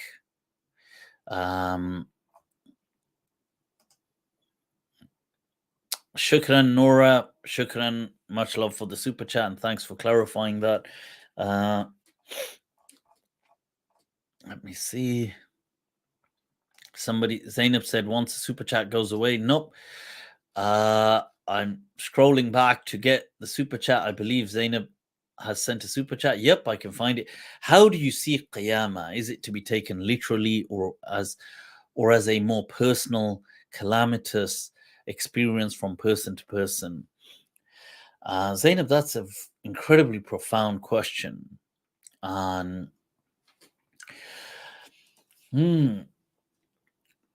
it's interesting because there's many ways of looking at it. You see, there is an understanding of this whole realm, this whole dimension, the world as we know it. When it comes to an end, there will be a different dimension. Reality will exist differently.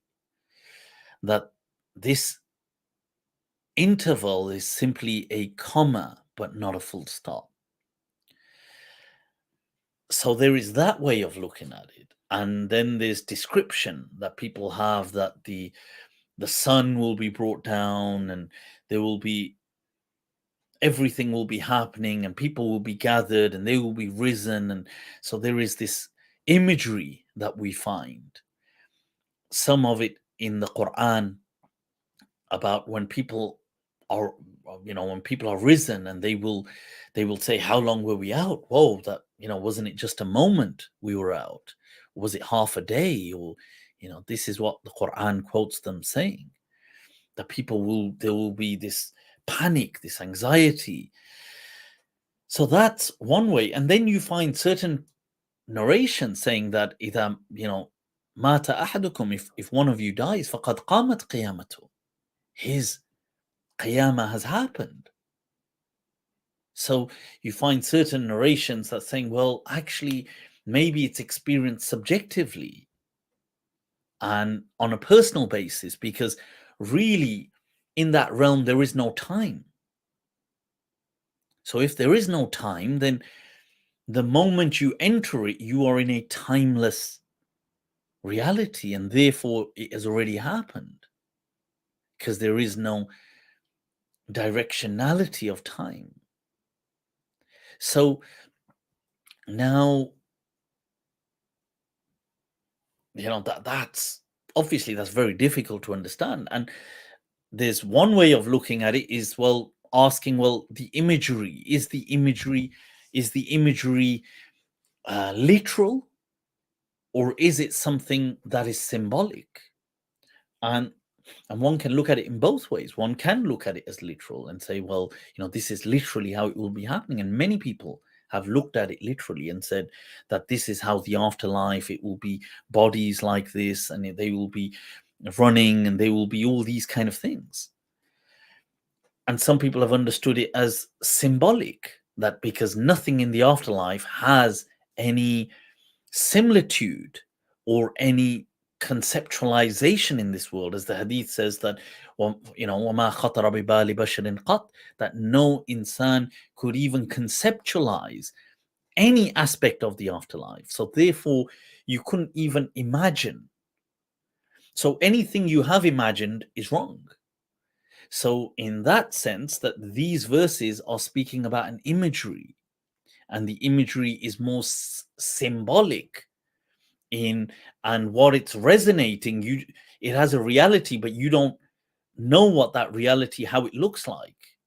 Does it look like bodies? It probably doesn't look like bodies as in any kind of understanding of a body. It probably doesn't look like, maybe it's like saying entities. It's like saying existence, but not like any kind of existence. And that's difficult to then explain, because people would think, well, how do you experience that? And this is why some ulama have said, well, it's about consciousness. Ibn Rushd, the great Maliki Muslim philosopher and scholar, he speaking about consciousness, and many other people speaking about how it's about consciousness. But the truth is, we have no real grasp of what the akhirah will manifest as. What is it like? It's difficult. So anything that we are looking at is in any way some form of an approximation. Is it a symbolic approximation? Is it a figurative approximation, an allegorical approximation, a metaphorical approximation? These are all subject to people's, how people want to take them. Really, the main thing is that the Quran is telling you that life does not end here, and that you need to always endeavor on the path of goodness, and that there will be a state of bliss. This is as much as the Quran is explaining. Now, when it's giving the imagery, the rest is all of that. You can take it literally, you can take it symbolically, you can take it however you take it. The Quran is the Quran is saying Allah is the light. Now people will say that's symbolic. The Quran is saying Allahu nur samawati wal ard. So for example, the Quran says that the Jannah that people will have, one of the Jannahs, arduha samawati wal ard, its width will be if you measured from the earth to the skies. Now, Ibn Ashur and all these people will say that this, yes, people can take it literally. They could say, well, today let's say we could measure in light years. And we could say, well, there's this many light years in these kind of, because it's not talking about Jannah, it's talking about samawat. Now, if a person was to say, well, okay, I want the exact measurement in this many light years is the width of a Jannah, let's say, or that's, maybe they'll have an interpretation saying, no, these are not the 7 samawat, or even though that verse doesn't say 7, it just says samawat. So the skies. Now, is that the exact dimension of the width of Jannah? So many of the Mufassirin will say, no, it's just symbolic in trying to tell you that it's of unimaginable expanse, that you can't comprehend it.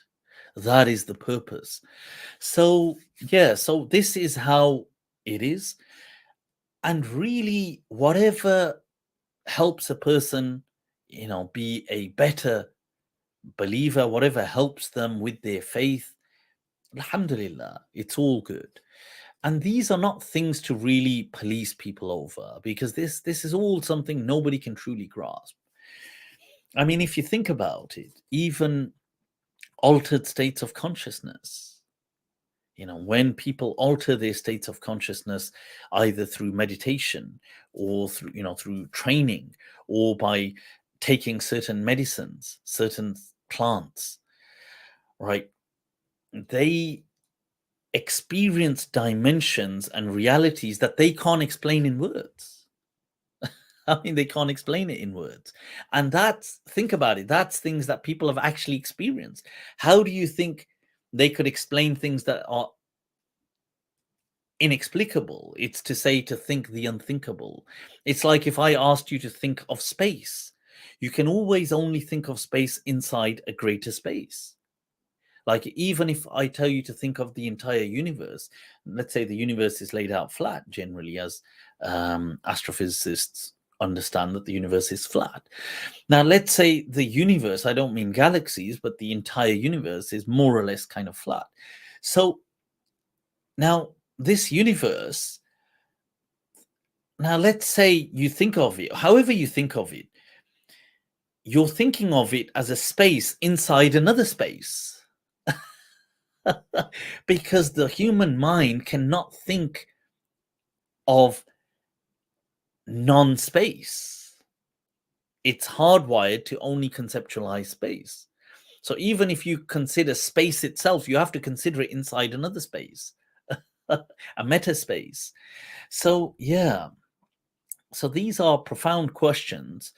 And I would say that, as Allah says in the Quran, that read the books, read the ayat, the verses with tadabbur and tafakkur, in pondering, and allow the mind to wander with amazement. Not all who wander are lost. Allah. I hope that's of some help. Right now, I've just seen if I've missed another super chat. All right, I've seen that. The analyst KR, hey Mufti, long time no speak. Any advice for the broken heart? Is it worth pursuing someone who doesn't know if they want your heart or not? Hi. People, the analyst KR, the analyst people, this is asking the question, हम जानते तो इश्क न करते किसू से,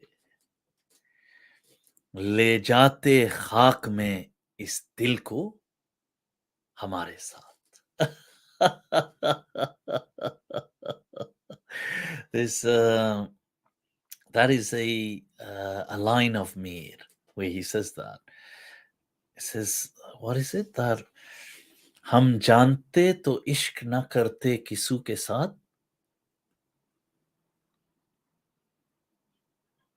ले जाते इस दिल को खाक में इस आरज़ू के साथ.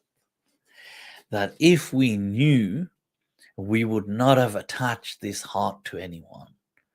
We would have taken this emotion-laden heart, ले जाते खाक में इस दिल को इस आरज़ू के साथ, with this desire, we would have taken it to the grave with us.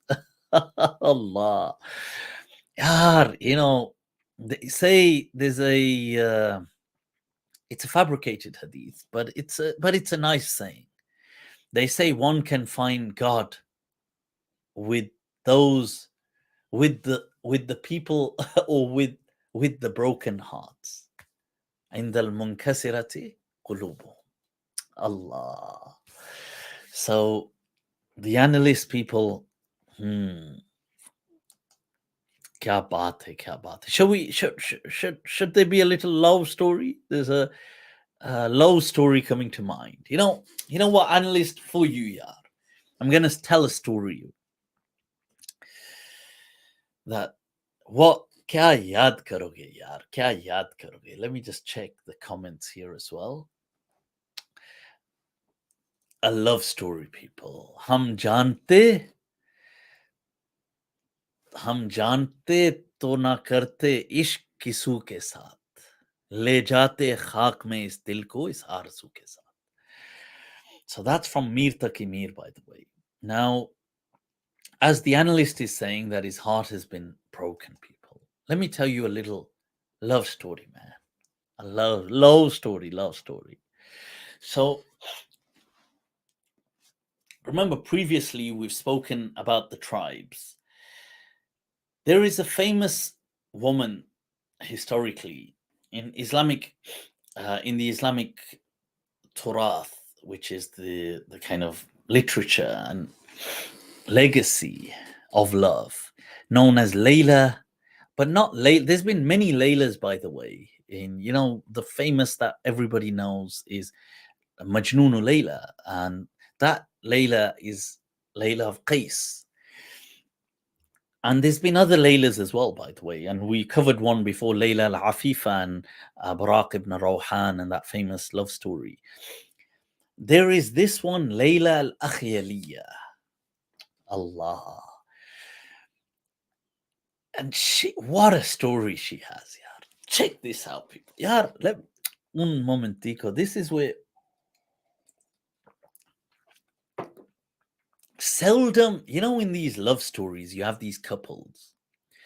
Usually the guy is always more popular, as in they're both popular. So you have Layla and Majnoon. Majnoon who's Qais.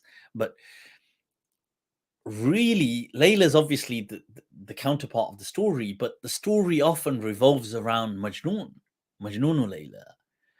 And she's like, so it's like often it's like a 60-40 divide or a 70-30 or a 65-30. So this is how the stories are often very male centric, as in the lover, it's usually about him and she's a huge part of the story. But from these legacies, Layla Akhyaliyya is the one who she dominates the story. It's like 80-20. If that, it's like 85-15. This is what we're looking at. So Layla al-Akhyaliyya, who is from the tribe of Bani Amir, we've spoken about them before, Amir ibn Sa'sa'a. They were a ruthless warrior tribe from Hawazin, from Qais Ailan. And I've mentioned them. They come to the Prophet in the final year of delegation as well. And they were always known as these kind of, people don't really want to mess with them and stuff. They were these kind of, you get some of these tribes like Banu Tamim, who were these kind of rowdy, fighting kind of people. And Banu Amir were like that as well, Banu Amir ibn Sa'sa'a.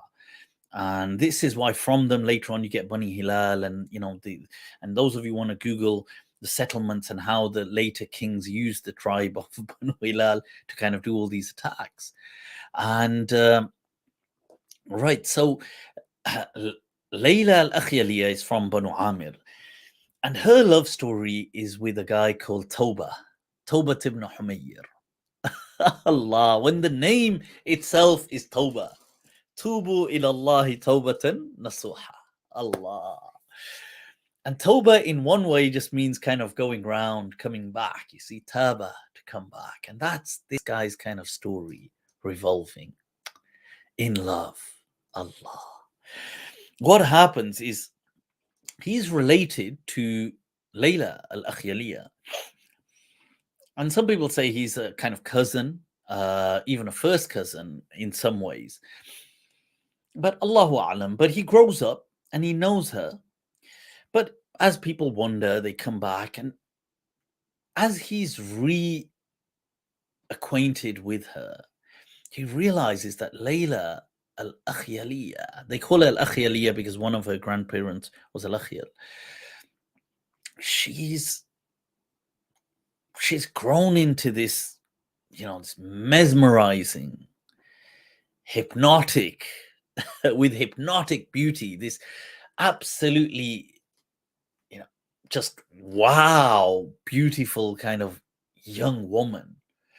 So he comes back. He's been on his wanders, as people often did, and he sees her, and he's kind of like, wow, kya baat hai yaar. It's like, yeah, and he's somebody that had you see, there was a custom that the Arabs used to have, is when people would go off on sometimes these kind of voluntary military campaigns, they would go off and join these kind of expeditions and come back. And when this kind of platoon or the people of the tribe, these kind of ex-soldiers, so to speak, were returning, the whole village would kind of gather up outside to kind of welcome them. And this is what's happening on this one occasion. And Layla Akhyaliyya is out there. And all the people like, hey, you know, they have this kind of homecoming kind of do for people. And he sees her and he's like, wow. And he's besotted. Can't get her out of the heart, man. You know, yeah. And so he can't seem to get over her. So he reaches out to her. And as on some occasion, the flame reciprocates, Allah, and shines back with a brighter love. So he connects with Layla, and they both become kind of besotted with each other in love. And as one falls in love in that day and age, what they would often do is say poetry.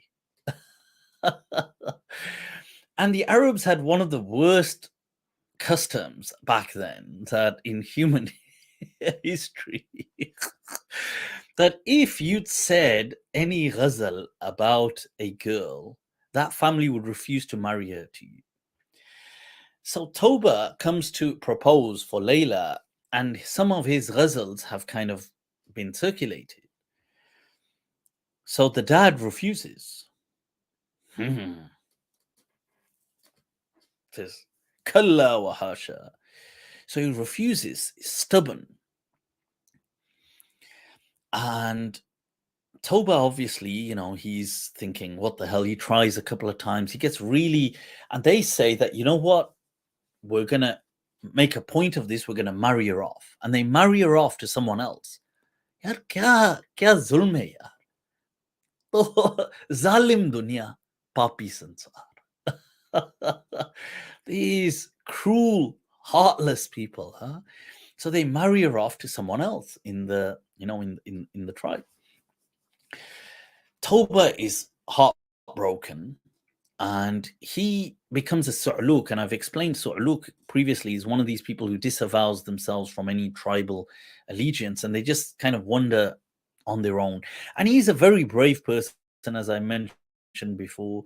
You know, he's one of these people. He's a poet as well. He says some poems, and he's a su'luk. And the su'luk often, they become these Robin Hood people. They at times kind of rob the rich and distribute to the poor. And the nature of people that did that were often very brave, kind of courageous people anyway. So he does this, and time to time he comes back to meet Layla. And Layla is so besotted, even though she's married to this new husband. His name is Abu Hazem. But because their love is so well known, this new husband, he kind of just ignores the fact that Layla meets him. So Layla goes and meets him, and she'll meet him often. So he would come to the village or the settlement where they were, and Layla would just go off in the evenings, and she would go and meet him. And now it's not exactly clear what they got up to, and some people say it was always just platonic. But the point is that they would often just go and they would meet, and often it's in love, as we could see our Ashik who sent the Snapchat. Sorry, the yep. No, I was just trying to find it again. Who sent the question? Sometimes it's just the presence and the bond with people. It doesn't have to. I mean, the sexual part is an important part, obviously, but it's not always about that. See, a person can have just lustful sex if that's what it's about, but it's not meaningful. It's not, it's just about lust and that instinct. Love and its emotion is more, it's more about a kind of harmony of the soul. It's therapeutic. It's graceful. It's meaningful. It's blissful. It's very different. It's a different sentiment altogether than just about the sex. And it doesn't mean they can't overlap. They can, of course, but they are not necessarily the same thing. So people in the tribe get very offended that what's, Yar, Layla Akhyaliyya, she's going, hanging out, he comes and sees her, and the husband isn't even doing anything. So people of the tribe, they report this matter to the local kind of, you have a kind of like a governor, and he says, you know what, kill him. What? Ye dekho, huh? I am the law. There was this, it wasn't a meme, there was a clip of what, it's a few years ago from, it was in Pakistan, that this person, this police officer, he's stopping this vehicle, and he says to him that, he says, Yaar, ye jo aap guzre, obviously he wants one to go for, yaar, a bit of share the love. And he says to the driver, he says, Yaar, ye jo aap no entry se guzre, yaar. He says, you've come this way, this is a no entry. So the driver in the clip, he looks and he says, Yaar, he says, Saab koi sign to nahi tha. He says, I couldn't see any sign for no entry. He says, Janab, asi aap sign, huh?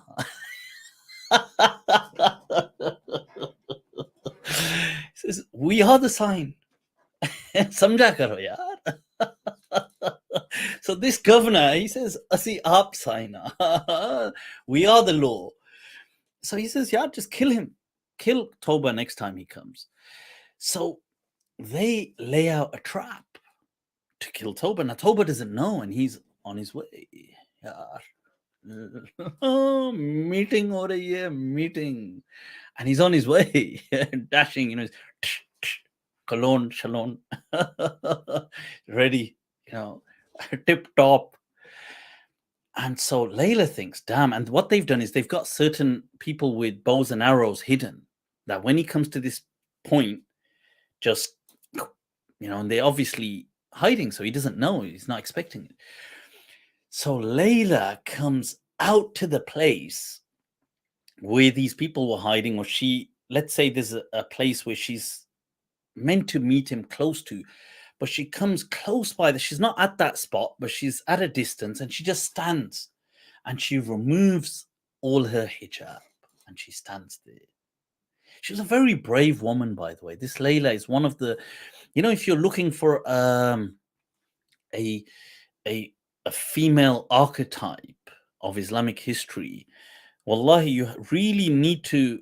This is somebody I encourage you to read up on.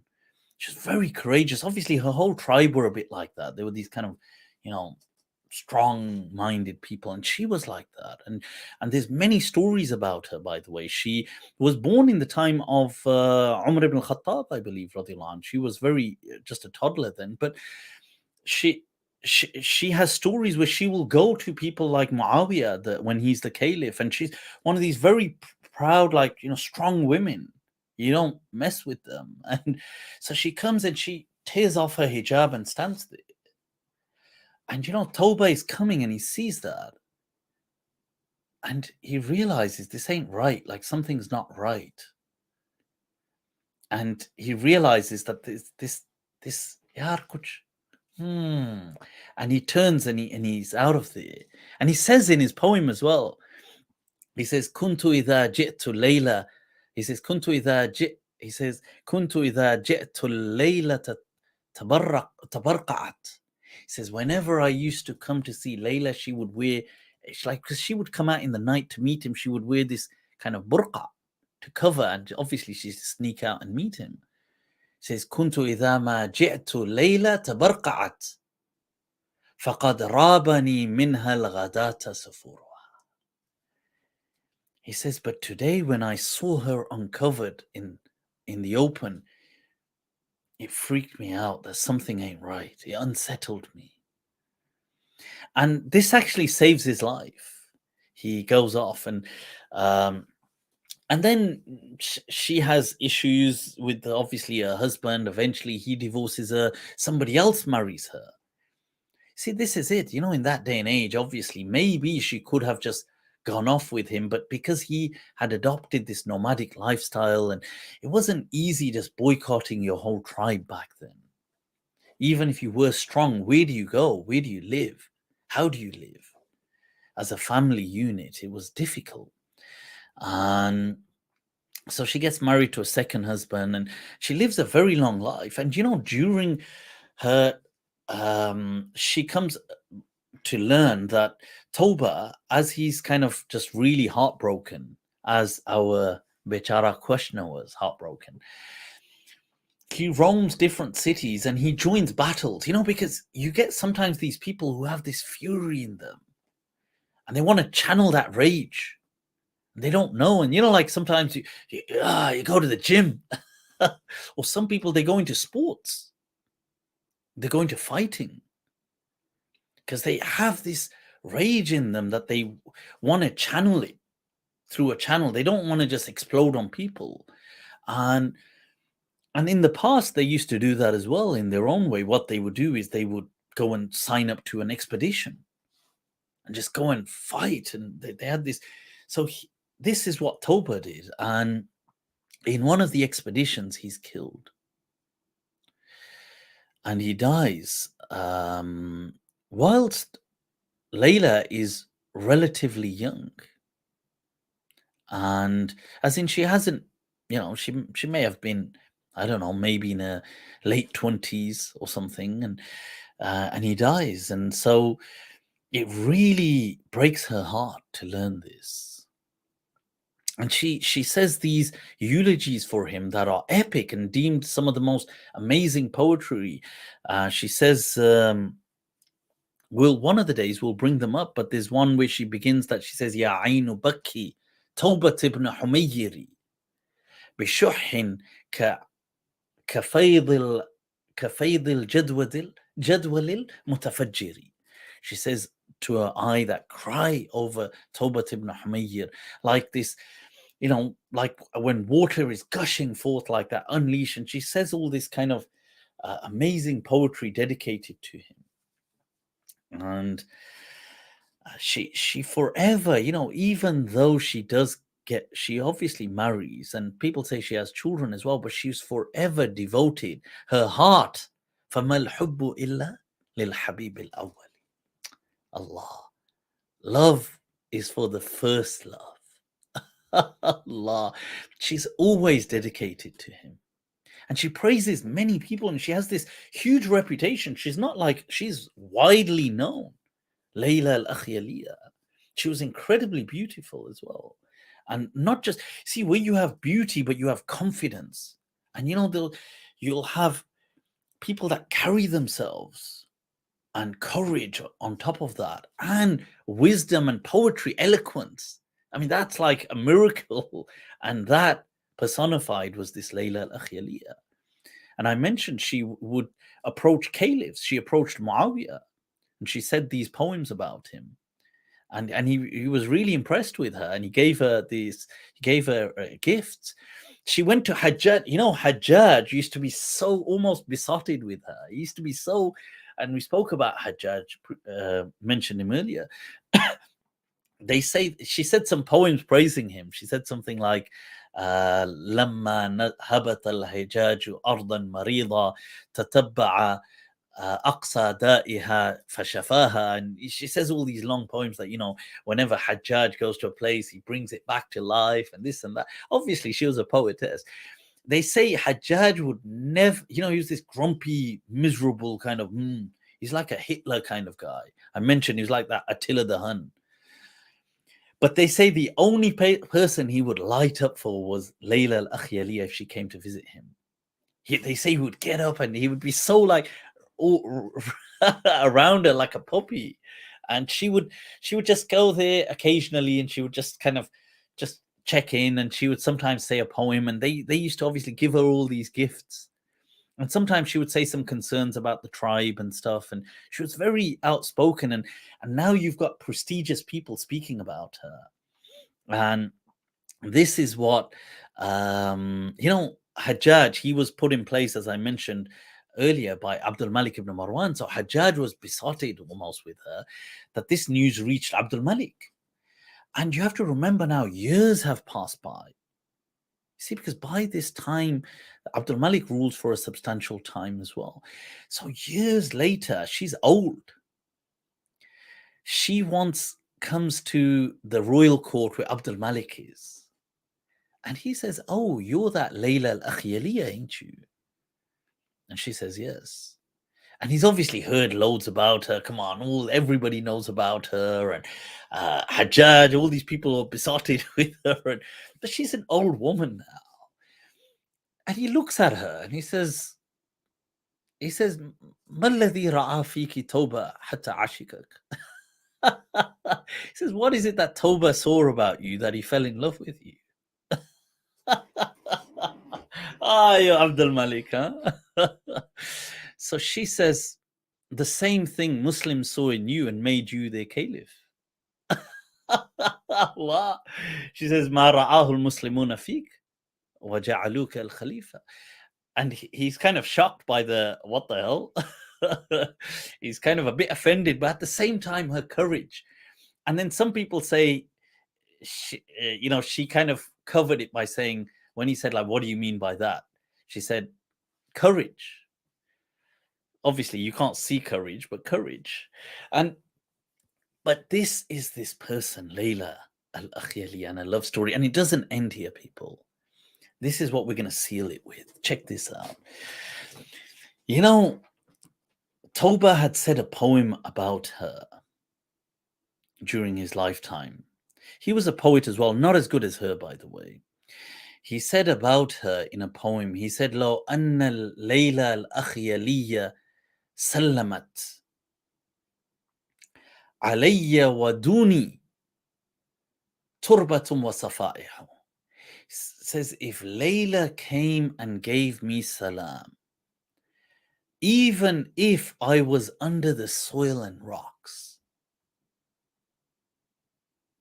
even if, he says, لَرَدَّدْتُ تَسْلِيمَ الْبَشَاشَةِ. He says, لَسَلَّمْتُ تَسْلِيمَ الْبَشَاشَةِ.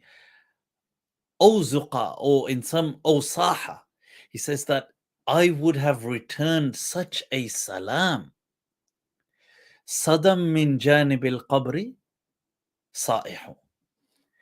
That لَسَلَّمْتُ تَسْلِيمَ الْبَشَاشَةِ أَوْصَاحَ صَدَمْ مِنْ جَانِبِ الْقَبْرِ صَائِحُ. That I would have given her such a salam that he's saying that if she came to me, and basically even if I was dead and she gave me salam, I would have returned such a salam of bashasha, of like such a positive, like passionate salam. And she would have seen the salam coming out of the grave. This is his thing to her. He says that, "Lo anna Layla al-Akhyaliyya sallamat alayya wadu." He says, "Waduni turbatum wa safaihu. لسلمت تسليم البشاشة أوصاح إليها صدم من جانب القبر صائح." Now, keeping that in mind, she's an old lady. As it happens, years, it comes, there's an occasion where her family, that extended family, are all traveling. And she happens to be traveling, and they're going far out, and they go through some of Persia, that land. And while she's going, she's told this is where Tawba died and he's buried there. So she insists, "I'm going to go visit his grave." And the family tell her, "What the hell's wrong with you? Have you still not got over him?" And she insists, and she's a strong woman, they can't stop her, and they're like, "Whatever, just go."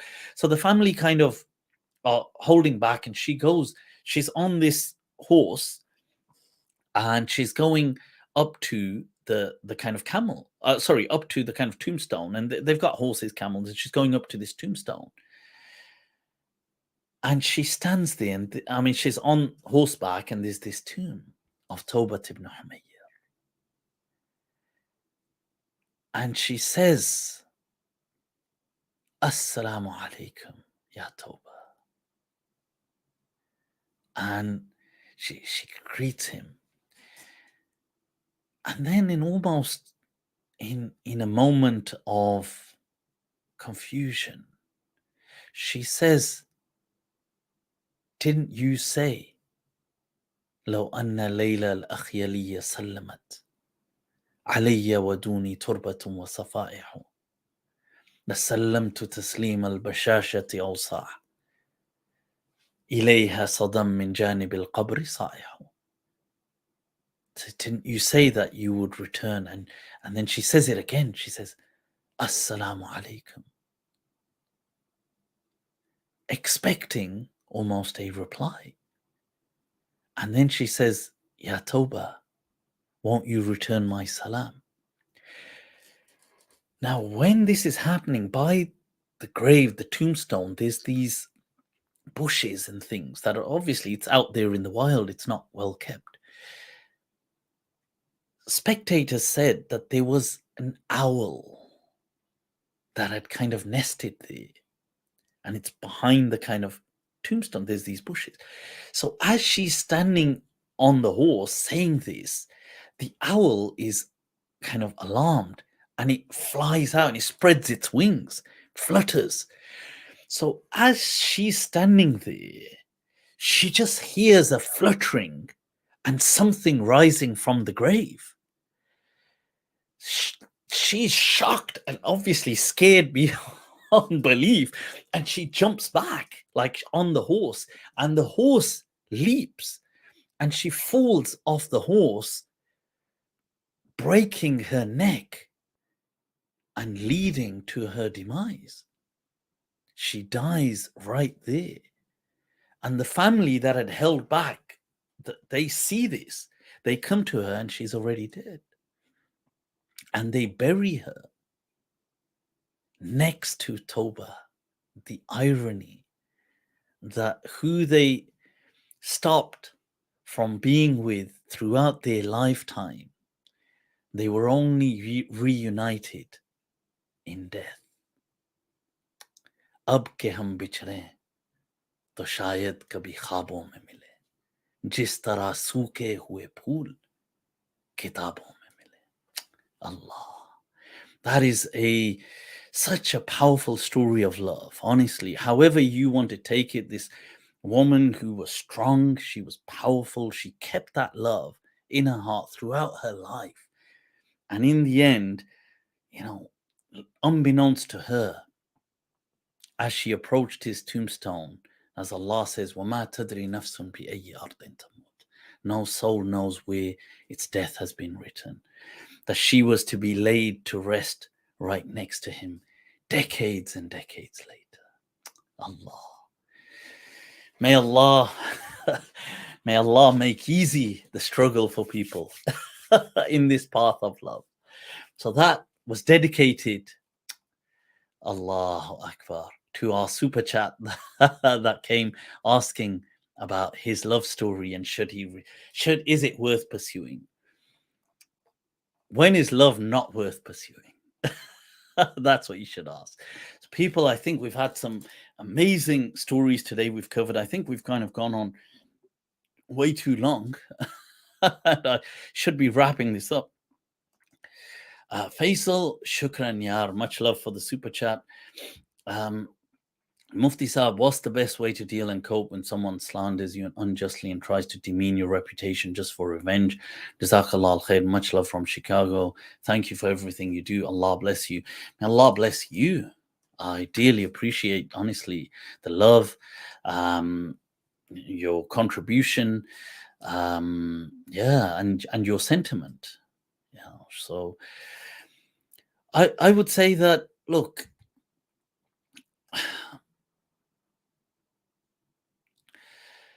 truly the best way is not to bring yourself down to their level.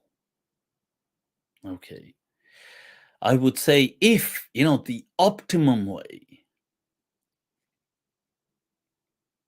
is to kill them with kindness, to kill it with kindness, because it's the least expected.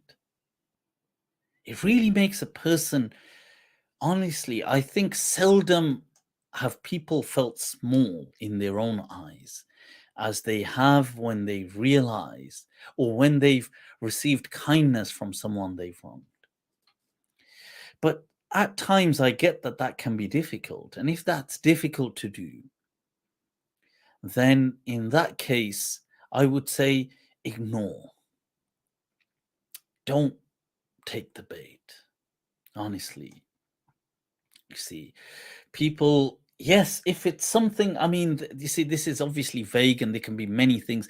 If there's something that, sure, you can adjust, like you can apprehend somebody slandering you to certain people, and maybe you want to set the record straight in front of them, then by all means. I don't know exactly the details of what this entails. And if there is something to apprehend and to be able to amend, then sure, to adjust and to add detail to that will put people at ease, then sure, by all means do that. But don't buy into this kind of cycle of hate, this toxicity, this venom. It only breeds more venom and hatred. Let people, if somebody wants to be that just evil, let them be it. And if you just go about in your blissful state, it will burn them. It will burn them, honestly. As the poet says, النار تأكل بعضه إن لم تجد ما تأكل. He said that this hate that people have, it's like fire, that it will consume itself if it has nothing else to consume. This is so, don't let it get to you. هل جزاء الإحسان إلا الإحسان. That when they ask you ماذا أنزل ربكم قالوا خيرا. Just, yeah, or there's a verse of the Quran, إذا خاطبهم الجاهلون قالوا سلاما. When they want to cause trouble, ignore them. That's the best and most productive way. Obviously, people engage, I get that, and sometimes it can't be helped, but they're not, they will take a toll on you as well. So that's my advice and my du'as. May Allah make it easy for you, whatever you're going through, Faisal. May Allah grant you ease and really, just bring to futile, and to misery the attempts of miserable people. Ameen. Right. So, I ain't asking. Isn't asking God for a job. I tell you what. How long have we gone on? Because shall we a little? Okay, let's share the link and let's. But I need to, the thing is, when I get talking, I get carried away. I need one of those kind of signs that don't talk to me, because I'm incapable of stopping myself from talking with people. Let me share the link and bring on some people. Right, okay, there it is. It's in the comment section. I see Saracen, Mufti, since some Christian holidays like Christmas, Valentine's, Halloween have become more secular and commercialized, partake in them. Yep, I've got, shukran, much love for the super chat. I've got a detailed, I've got an article actually on Facebook called Tinsel in a Tangle or something. I wrote it a few years ago, so I don't know if I'll be embarrassed of it now, but I'm sure the sentiment in it generally is still pretty much the same, that look, there is a difference of opinion on these matters. Okay, so there are some ulama who feel that anything associated with any religion and identity runs so deep that it is in direct conflict and clash with our faith. So to have it in any way means it is tantamount and equates to compromising your Islam and Iman. That is the high standard that they set for their Iman. And they're obviously coming from a place of deep honor and love for their Iman. And I admire that value. I admire their deep love for it. And there are many people, and they may even be the majority, whether, I don't know how we're going to count numbers, but many people, well, this is commonly found if you search online, this belief, and they will find things that say that, look, the Prophet, said, don't do anything like the mushrikeen, and so on and so forth. And there's that view. And if you follow that view, fine. If that's you and that helps you and that makes you a better person and that brings you bliss, then ahlan wa sahlan, and you're welcome to it.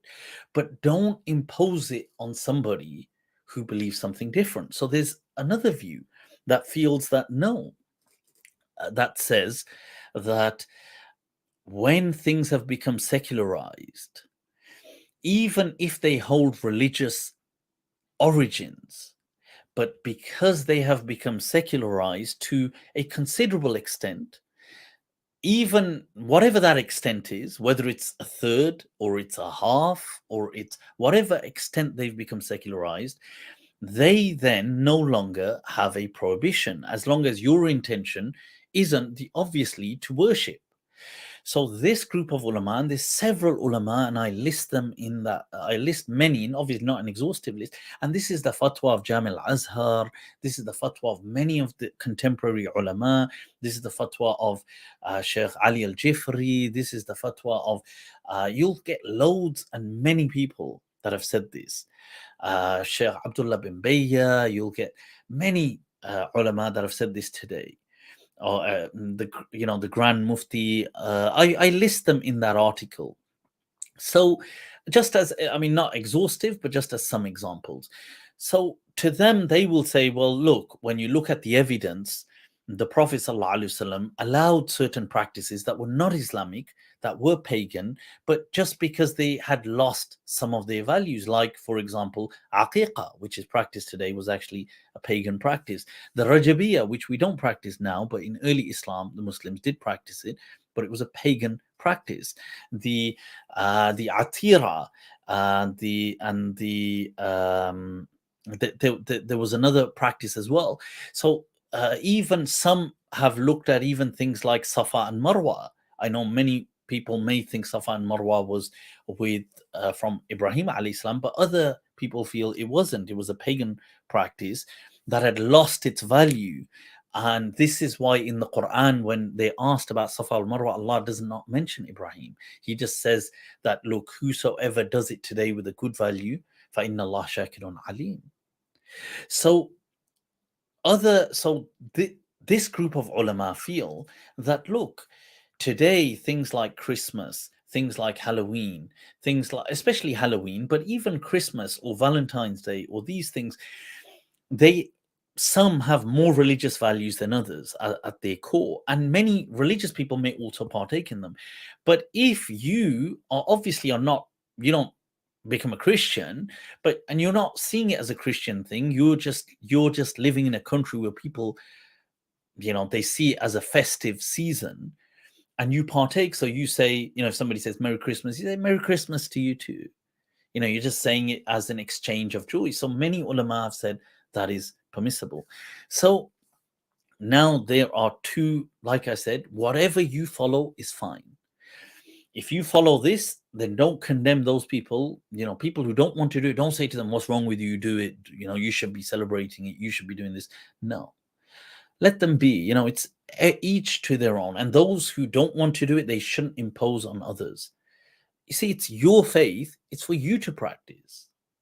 It's not about impose. They're following a different fatwa That's fine. This is what the true challenge of Islam is: your connection with Allah, what you want to what you should be staying away from. It's not about what should that person down the road be staying away from. It's your own. An ta'budullah ka'annaka tarahu. You worship Allah as though you can see him. If not, then he sees you. Not that he sees this person down the road. He sees you. So it's a very personal journey. So I hope that helps. Live and let live, people. Yeah. Right.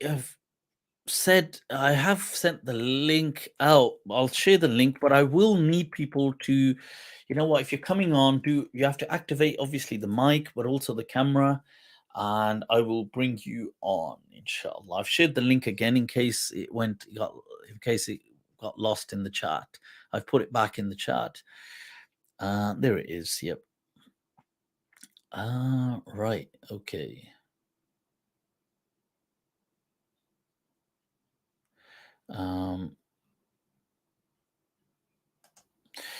What if you can't kill them with kindness because they are your family and you're sick of the constant manipulative treatment and just want peace? So you're strict on your bound. Oh, yes, of course, of course. I'm not. You see, you have to judge each situation as it deserves to be judged. You see, you must be firm but fair. And that's the thing. You see, there is a time where you kill with kindness, but there is a time where you clarify your boundaries. That, look, you make it clear that I don't appreciate that. And it's often by how we handle a situation. Because you see, for example, those same people that do this don't do this to other people. Why not? And it's because other people engage and interact differently, and they don't allow these kind of things. That if somebody's taking the mick, imagine they did it as a joke, or you weren't sure and you thought it's a joke, and you just kind of, and then if a person just kind of tries to get carried away, you just look, just, we're not on that kind of level, or you just make it clear that don't that just be very careful. I don't appreciate this. So yeah, and then I think people clearly understand. And if they don't, then you need to separate and be very, I think that's important. Cool. Right, let me put on my earphones. I have shared the link, people. If you are connecting, do activate your cameras. Whoa, I think we've kind of gone on anyway. I might be wrapping today up. I can see we've got Imam Jawad. Allah, Allah, Allah. Yeah. Peoples, think I haven't got the AirPod, the AirPod Pro. What this one, man? I have to say, as a quick review, I am super impressed by these AirPod Pros. Honestly, these are the 2021 ones. I've never been into Apple earphones just because really I just like over ears. I prefer always over ears, and I've been a bit of a connoisseur when it comes to earphones, and I've had been through so many different ones, tried them: Sennheiser, Sony, Beats, B&O, I mean Bowers and Wilkins. So many I've been through and tried them. And Apple, I've just never thought. The other reason is, I think, because I don't know. I think maybe the inside shape of my ears is a bit, I don't know, a bit handicapped and disabled. So these things always just seem to fall out. So I could just never, whenever I put them in, they would just fall out. And so I was like, but I was so impressed with these. I have to say, the noise cancellation on them is wow. I mean, it holds its weight to something like this over ear. I mean, this is H9. This is H9 third gen BNO. You know, I mean, that's huge in its, I mean, they're like one of the best, I think, anyway, for wireless. But this will rival that, and and it goes in the ear. It doesn't even cover. And the spatial, I have to say, honestly, I've been so impressed with the spatial sound dynamics. So I do a lot of my viewing on an iPad. I don't know why. I guess I'm weird like that. I don't end up watching much on a TV. I watch it on I have an iPad Pro, and I just love it. I don't know why.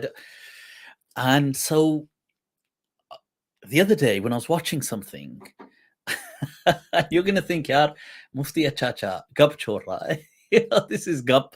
It isn't gup. I was watching something, and I forgot that I had earphones in, and I thought that it was playing it aloud. And I thought, oh, I better put the volume down. And I thought to myself, wait a minute, why am I not wearing earphones? I better put my earphones on. And so then I thought, whoa, I had them in.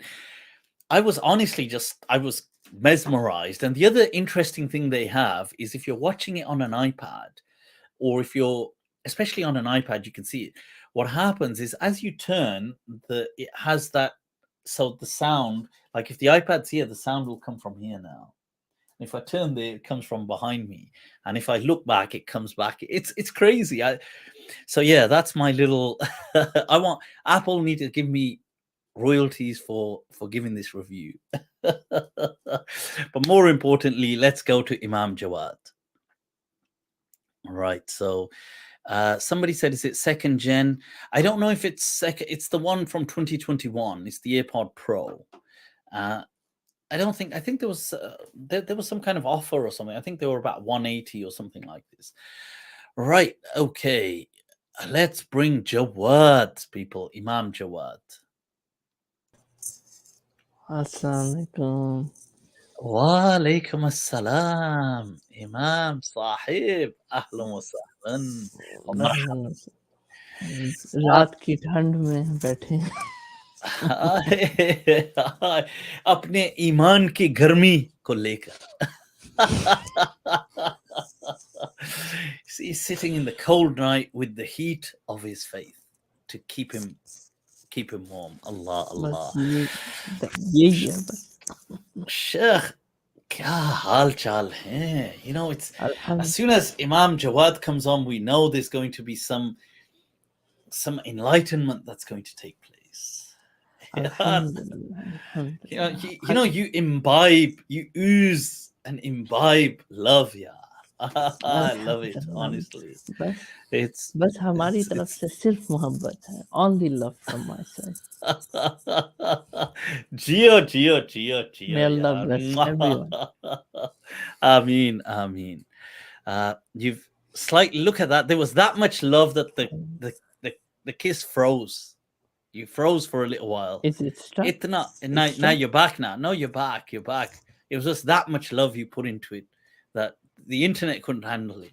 I think there's an extra tab open or something, so it's causing it to lag a little. Acha! Kaun sa tha? Incognito. No, it's just the YouTube lag. No. No, yaar, no. Yaar, ye besharam log, obviously, we use incognito for research. For when people have to research questions that they don't want to be spammed with adverts for. समझा करो यार, समझा करो. वो तो फिर भी spam हो ही जाता है किसी ना किसी तरह. Yeah, Allah. So Imam Jawad, how is it going over there? क्या हाल चाल है? हो क्या रहा है? Alhamdulillah, it's good. I was just recently I was just reflecting on tests, we're tested, or trials come into our life, or like even there's the problem of evil. For the last couple of days my mind has been on this, because one of my students, they actually asked me this question. They said, Why does Allah subhanahu wa ta'ala allow evil, or things like this? And then Why I does he allow it? yeah It is so a very profound question, and I feel it's one at the vanguard and at the forefront of modern new atheism. It's this and the kind of atheist humanism. It's at the vanguard of that, and it's a genuine question as well. I get that, but yeah, Gigi, please. yes, so I was just reflecting on that for like the last couple of days, just thinking about how would someone sort of respond to that, and sort of and I found this very nice sort of breakdown. So, like, for example, Allah subhanahu wa ta'ala, for example, tells us that he would test us, right? And Allah subhanahu wa ta'ala tells that in multiple places in the Quran, like, for example, Surah Insan, right?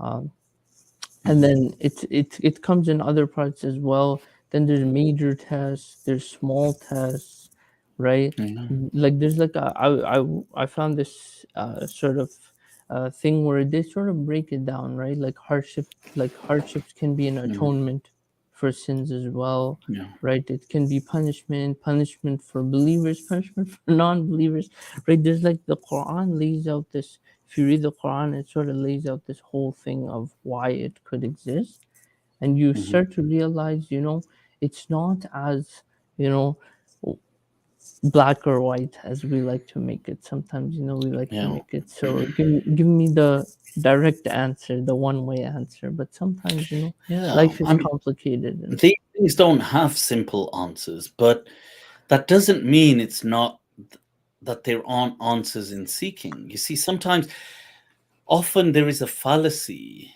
in saying, in seeking a symmetry of simplicity in an answer if there is simplicity in a question. So, for example, somebody could say, well, it's a simple enough question, isn't it? And that may be true. See, many questions can be simple, but they are the answers can be incredibly profound or mind-boggling or dilapidating, in the sense that it breaks things down. Somebody, like, a simple question is, divide a number by zero. That is a very simple question that even a child could understand the question. That you're just saying divide by zero, but mathematics breaks down. It's incalculable to divide something by zero. Now, you see, the answer is much more bizarre than one would anticipate. So it is a fallacy at times to say, well, just because the question. So, for example, gravity, why is there gravity? Now, this may seem a very simple question, and the greatest minds throughout time have tried to give.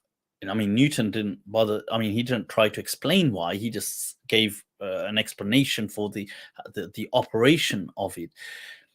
Einstein did explain, but then even Einstein's theory has now been kind of questioned further. That this fabric of space time, it doesn't fully explain gravity, and it doesn't really, because there's other problems. And then, so it's one of these things that it's a simple question.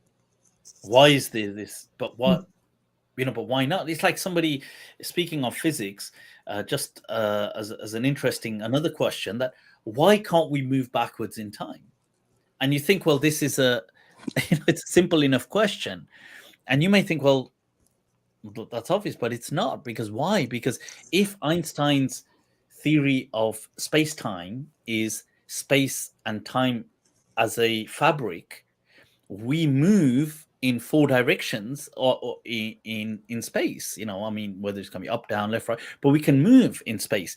But then we ought to be able to move in direction in time if they are intertwined, Mhm. space and time. But why is the direction of time only monodirectional Yeah. with the arrow of time? So these questions, when people say, why is there evil, then why is there suffering if there's a God, is a simple enough question. It is a simple enough question, but simplicity is at times the highest form of sophistication.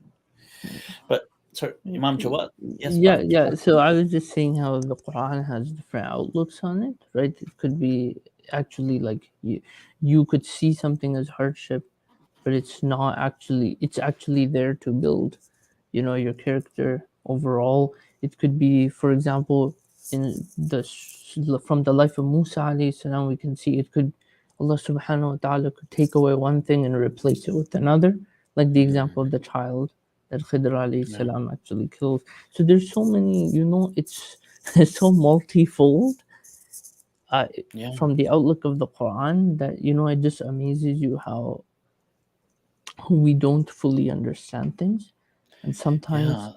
It, gi- that ability to just experience life and just live it, holding on to that rope of Allah subhanahu wa ta'ala and just fully entrusting Allah subhanahu wa ta'ala can be like the best thing to yeah, do, absolutely. to just experience and trust Allah subhanahu wa ta'ala.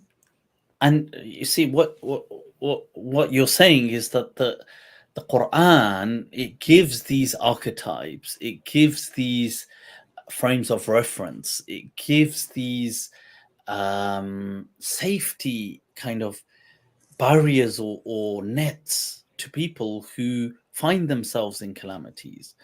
And you see, now I've used the term, Imam Jawad, that there is the Quran has something called superpositions to it. Its verses. And what I mean, I borrowed this from quantum physics, where they say that a a particle is at a quantum level in multiple places at any given time, and it's not just in one place. And this is it's by its very nature, it's inherent, this indeterminate kind of, it has this aspect. So what I've said is that the Quran similarly has this as part of its nature, that you see, if you are, let's say you are reading a certain verse, now you may be in a time of, because there's verses in the Quran that will say things that will say that, look, if you do something wrong, it's your own doing. And there are other verses that will say, oh, everything comes from God, good and bad. There's some verses say, no, sayyah comes from ma kasabat anfusukum, it's what your own hands, kasabat aydikum, it's ma kasabat, it's what you guys have done, it's your doing. And you get some that say, well, no, everything is determined by Allah. And then you get some say, no, you're responsible for your actions. Now, what is it? So in the past, what ulama did was they tried to set a default and say, this is the default one, and then the others are circumstantial. What I'm saying is that they are superpositional, that it depends where you are in life and what you are facing. That you may have, for example, a person may have done something wrong and they are remorseful. And it's echoing that to them, that you see, it was by your doing, but turn to Allah, He forgives. You see, but you may find yourself in certain circumstances that are out of your control. Somebody's afflicted with a calamity, somebody has a fatal illness, somebody has a terminal disease, somebody's, they've had a terrible accident and they've become disabled, or somebody has died or something, right now with COVID, and people have died. So what about in this situation? In this situation, you see the superposition, it's telling you, look, everything is from Allah. This is because in that person's story, this makes sense. It gives it, they can keep the journey going. Yes. It's important that you keep moving, and Yes. isn't it? So this, yeah, Yeah, so it's and and an example of things not being in your control. Sometimes certain things are not in our control. Like for example, in the life of Adam alayhi salam, the whispers of Shaitan were not in his control. However, he did not make that as a way to get out of not accepting his mm, mistakes. You know, mm, like for example, you know, Iblis or Shaitan, he says, like, you know, in one place he says, that's how you made me like this, you know. yeah, He's so much in his arrogance where he's saying, you know, he's not accepting his own fault. yeah, That's the difference, right? That Adam alayhi 100%. salam, despite there being waswas, right? For waswas lahum shaitan, despite there being whispers of shaitan, he's accepting alayhi salam, he's accepting his mistake, right? He's saying that yes, I made that mistake. I accept my mistake and I ask for forgiveness for it, right? Yeah, And that's why he was forgiven, right? So sometimes in life there will be factors on the outside which are out yeah, of your control. It's just yeah, when you and make that mistake, or let's just say in this context, no mistake at all, right? You're just trying yeah, to understand what's going on around me. Just focus on what's in your control, right? And hold yeah, on to Allah subhanahu wa because you ta'ala's have guidance. to keep moving. You have to keep that, because you don't know. See the story you mentioned, the story of Musa alayhi salam, the child in the Moses basket, we call it now iconically, Moses basket, the child that's set afloat in the river could never have anticipated its, what's to come. But even along the way, see, even so, when great things happen and he's in this royal palace and Moses as is educated in a time when people ain't educated, he's royalty, he does all these things, but then things turn against him. And he's got people plotting, and he doesn't, he has to kind of abandon his every what he's known, and he has to set off, and he could not anticipate with accuracy how will the story unfold. He doesn't know. Let's say he's in chapter 5, he doesn't know what's going to happen in chapter 8. And this is the whole story of life. And these stories in the Quran, when they're being given to us, it's to remind us that, look, okay, this is difficult, but you don't know yet what's going to happen in that chapter. Chalte raho yaar. You Yeah, don't know what's yet to come. I mean, it may, and this is what gives people the strength to keep going. So yeah, you know, one ayah which really changed my perspective was, you know, one that we hear a lot. It's, you know, the one in Surah Al-Baqarah, which, you know, people recite even when someone passes away, right? They read the portion of it. inna الذين lillahi wa إذا oh, أصابتهم to مصيبة musiba. قالوا إنا لله وإنا Lillahi wa إليه inna ilayhi. راجعون. The reason Yeah, why this changed my mindset was because I was reading a lot of, um, you know, uh, Sufi's tafsir of this ayah, right? And so yeah. they would say that when you lose something, or when Mhm. something is taken away from you in your life, the reason why, you know, there needs to be some level of zuhud, or some level of, you know, it's okay, it's that mindset of inna lillahi wa inna ilayhi raji'un, right? It's that ability We to too belong. that we too And belong, yes, that Allah, everything will go, right? yeah, And that question of, you know, sometimes in your heart that shak comes, or some level of question, why, you know, why did that get mm. taken away? It's just to And it's remind, natural it's to just have to that. Don't people just don't need to feel bad, but yeah, it's just to yeah, remind yourself that everything, even yourself, everything will go back at Allah. the end. It's and today we'd covered that story of Sulaiman ibn AbdulMalik, and when he looks in the mirror and thinks how handsome, and the Jariya, the girl says to him that anta ni'mal mata law kunta tabqa غير أن لا بقاء للإنسان. You're the most epic thing there is. Yes, you are that handsome and you're amazing, but if only you had immortality. But it's a shame all humans will perish. Honestly, there's a line of Jaun Elia where he says kitni dilkash ho tum, kitna दिलजू हूं मैं. He says क्या गजब है कि हम लोग मर जाएंगे. It's that he says that, look how he's saying to a girl that, look how beautiful you are. Like, just amazingly. And he says, look how, like he's saying, like a person of heart I am. But he says, but what a shame that we too will eventually die. Yeah. It is, I mean, it's very sombering, but in a way, it's, on the flip side, it reminds us that, well, till that point, to live it, So with that smile. yes. Because we're not dead yet. So So aakhri dam tak, we might as well just smile it out. if it's in this context that I understood, there's the story of the three laughing monks. They just used to go around, Yeah, and wow. so their story is this. Tell us this. So there were three monks. Sometimes you go into the stores and you see there's a laughing monk.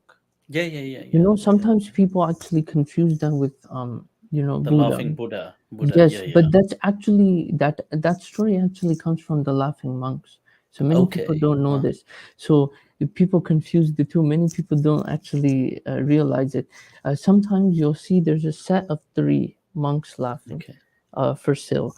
This was there used to be three monks, and they used to go around city to city, and all they used to do was laugh. And so people were fascinated by this because people used to ask them questions, but they never used to respond. They just used to walk around and laugh. Kya baat hai. So many people were attracted to this for obvious reasons, because so much ooze of positivity. It's so infectious, honestly. So, and people used to feel this, people used to feel this affection, happiness around them. And so one day, what actually happened was, they went to a city and one of the monks actually died. And so everybody that heard about this, right? Everybody that heard about this, they were intrigued. They said, now surely now the other two monks will not be laughing.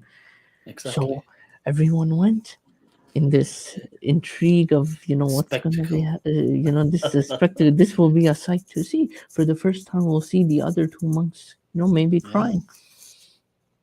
And then they went and they saw the two monks. They were laughing, and they were laughing even louder.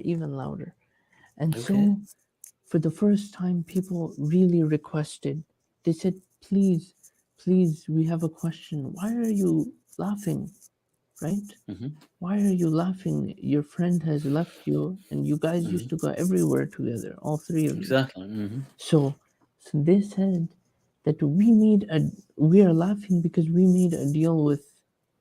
He said that he would die first, so we're laughing because he was right. He died first, and he won the bet. So what? So what better thing can we do? What better thing can we do than to just laugh it out, because he was right.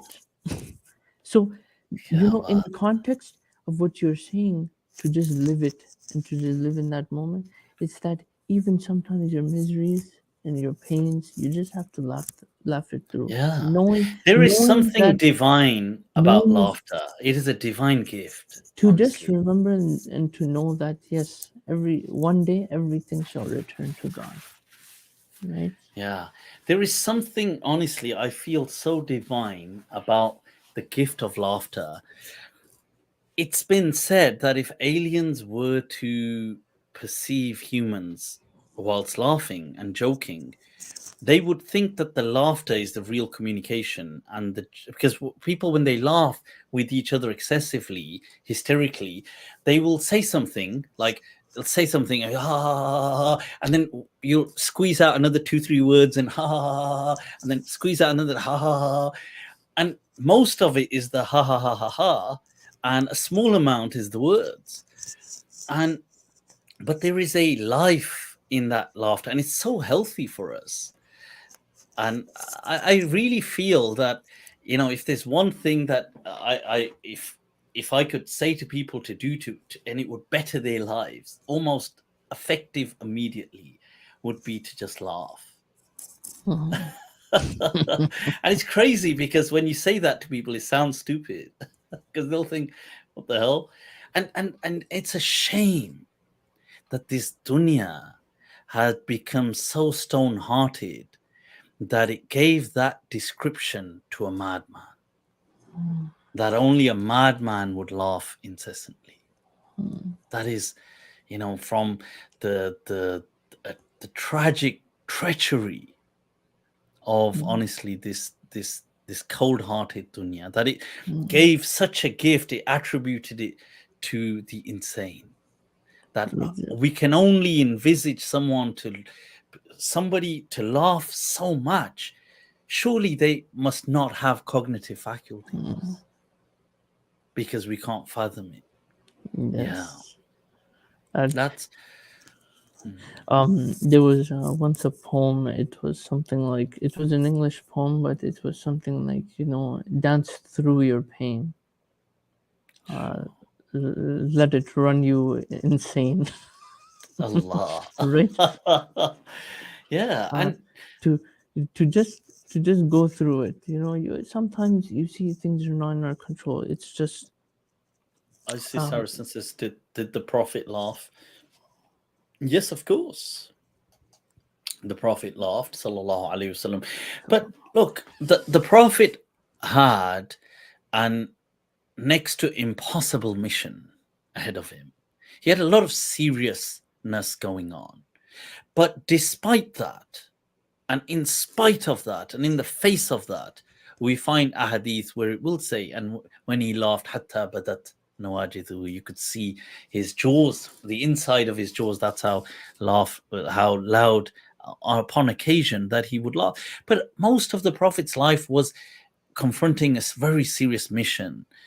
And sure, if you are embarking on such a noble mission, then without a doubt, that is much greater than laughter. I'm not going to say, it's abandon that mission and just sit around laughing. But most of us lost souls, are such noble things. So in the very least, at least we can cling to this divine gift of laughter. yes, we are the lost souls. Yeah. trying Yeah. to But the Prophet was never against laughter. Don't and these hadith that people show about, inna kathratul dhahik tumitul qulub, and these are all weak hadith, all weak and fabricated. They're no sahih hadith. And the Quran says, look, innahu adhaka wa abka. Allah, who brings about laughter, who gave you this ability to express this gift, and he also gave you the ability to express the emotion of tears, because tears can move mountains when the time is right. Everything has its maqam, but I just find sometimes people have they've distanced laughter as something which is almost irreligious. Or sometimes some people, they're superstitious. They say, oh, if you laugh, something bad's gonna happen. You say, yaar, has rahe ho, ab roge. Ab rona padega, yaar. Like there's a balance, and now you can have to cry. I'm working on this. I'm working on this. It's basically like reflective poems for myself, right? And so one of them actually, one of them actually relates to this, because it's called Lost Traveler. Okay. So if you're okay, can I share that in 1 minute? Sure. So the way it goes is, O traveler of lands, where is it you find yourself lost with nothing in your hands? Traveled through the sands, followed every single one of your desires and demands. Yet you find yourself in a state of trance. The illusions of this world are like hot coal, even if offered, rejected by your hands. It was amazing short snaps, in reality leaving you like an empty glass. The pain of 100 slaps, leaving you with 100 cracks. It is now that you truly understand the reality of this land. Right? Wow. It's that idea that we we're just trying to find our way. It's that idea that we can easily follow our whims and desires, or we can give them up. But at the We end, all have within us this archetype of the traveler, and that we are, even if it's on occasion that we may think of it only, but we all feel within us this archetype, this us, this version of us that is a traveler, that is still trying to find a destination. True, isn't it? and what I've realized through reflection is that at the end it comes back to the ayah which I was mentioning. Exactly. Inna lillahi wa inna ilayhi Wa inna raji'un. ilayhi Our only raji'un. destination will be when we finally have that meeting with our Lord. That is when we will find the true peace. That's why the seventh stage of love within Tasawwuf is fana, right? They say it's there. They say it's death. It's annihilation. It's annihilation. Of the ego. It's annihilation completely, right? It's to become, because it's amazing that when you think about it, look, that we spoke earlier on about love, and in the worldly love, a person, when they fall in love, they mirror the other person. There is some mirroring, and people you may find people, when they are in love with someone, they may all of a sudden adopt the likes of that person, as in the things they like, and stop the dislikes of that person. This person listens to this music, they may start listening to it. This person goes here, they may start going there. There is some quasi fana taking place of an identity. A person is shedding some of their identity to kind of have some merger of a joint identity. But this is just somewhat of a tiny taste. The true annihilation of the ego, Allah, is in fana, as you mentioned, in that absolute ego death. Wow. Your words are profound, Imam Jawad. It's always a pleasure having you on, honestly. Thank you. Shukran. Let's come to spread some love, and may Allah, as always, may Allah guide us all. Needed. May Allah guide us all and allow us to follow the path of Rasulullah sallallahu alaihi wasallam. Shukran once again, people. Imam Jawad from Toronto, Canada. All right. So, people, that was Imam Jawad. I do have to wrap this up, but you know what? We have had someone waiting, Saif Yahya. So we'll try and keep it brief. Assalamu alaikum, Saif. Wa alaikum assalam wa rahmatullah. Actually, I didn't think you would let me in because I noticed that you've been going on for so long. No, we have been going on. You've kind of frozen, by the way. I don't know. Let me try and add you again. Wait there. No, it's not. Wait there. Let me add you again. Let's see. Nope, it's coming up just as a. I mean, I can see your screen is clear, but it's not coming up. It's coming up as a black screen there on the screen. So, although I can see that you have activated your camera, but I don't think people can see it. I'll try to stop the camera and reactivate it. Maybe it would work. Yeah, maybe. No? No, why is that? It seems to be just going. See, like when you stop it, I can see the S that comes up. When you activate it, why does it not? Strange. That is very strange. Look at that. Oh, you a ghost. Allah. Regardless, Mufti, I don't want to keep you waiting for so long. Sure, no problem. I just have a couple of questions. I have DM'd you on Instagram, but I believe you wasn't able to see my DM. So my first question is, I've come across one of your videos, and I believe you've said that it is permissible to wish non-Muslims on their Ayad, like Merry Christmas or for Chinese New Year or whatever. So a friend of mine who is a Shafi'i, and he has a PhD in Usul al-Fiqh, if I'm not mistaken, is a very close friend of mine, and of course we disagree on everything because his views are a bit too extreme for me. So he has quoted that the Malikiyya, and to be specific, Al-Qarafi, said that التردد إلى الكنائس في أعياد النصارى فنحكم بكفر فاعله وإن لم تكن هذه الأمور كفرا. So I wanted to ask about is there any other view from the past Malikis that, besides yourself, because you're a Maliki yourself, besides yourself, from the past, that says it is permissible to wish non-Muslims well on their ayad?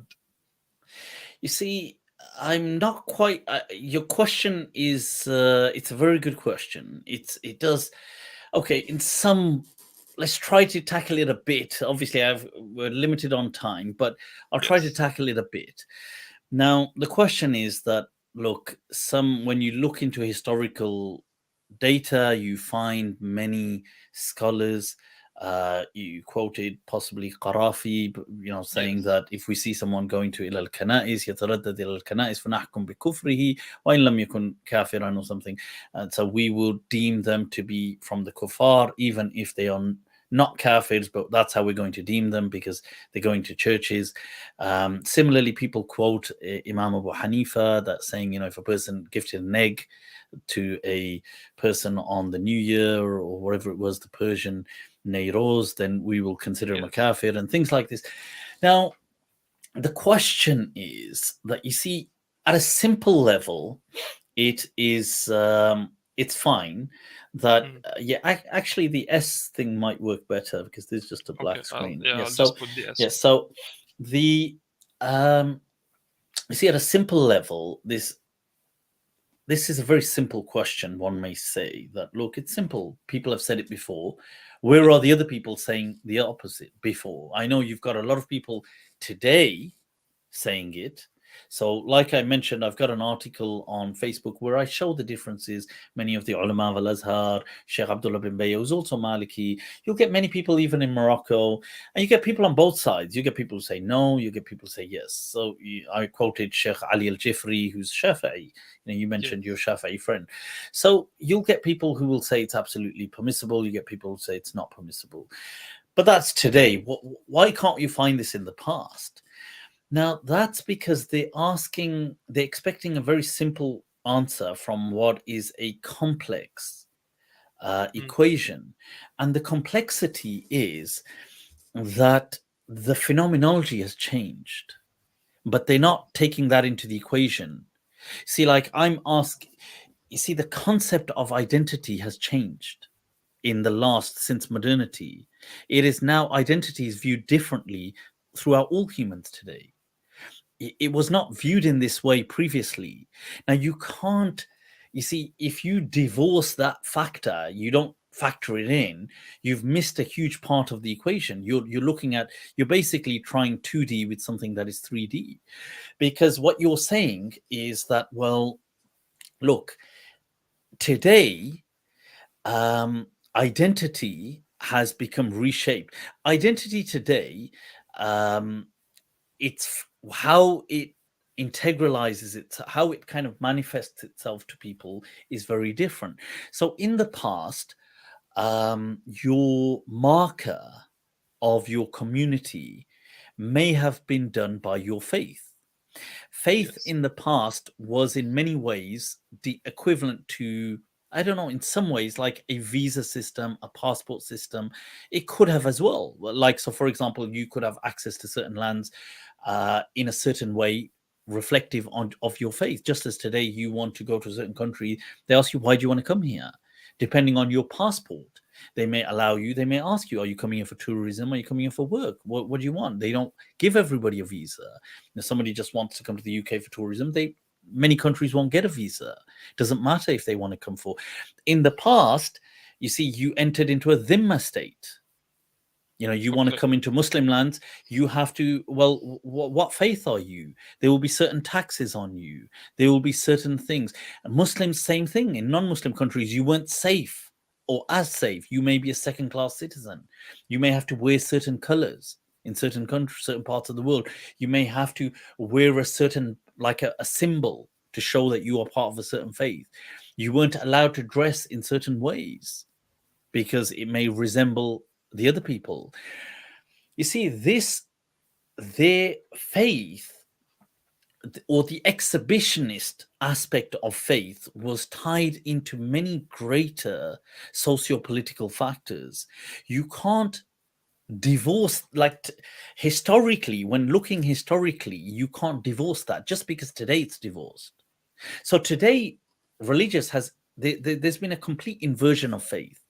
So religion has become incredibly private in many parts of the world. It is a private affair. So personally, as Islam began privately, it didn't begin as politics, but today in many parts of the world it's reverted to that, and the hadith said as Islam began it will turn back to in the end.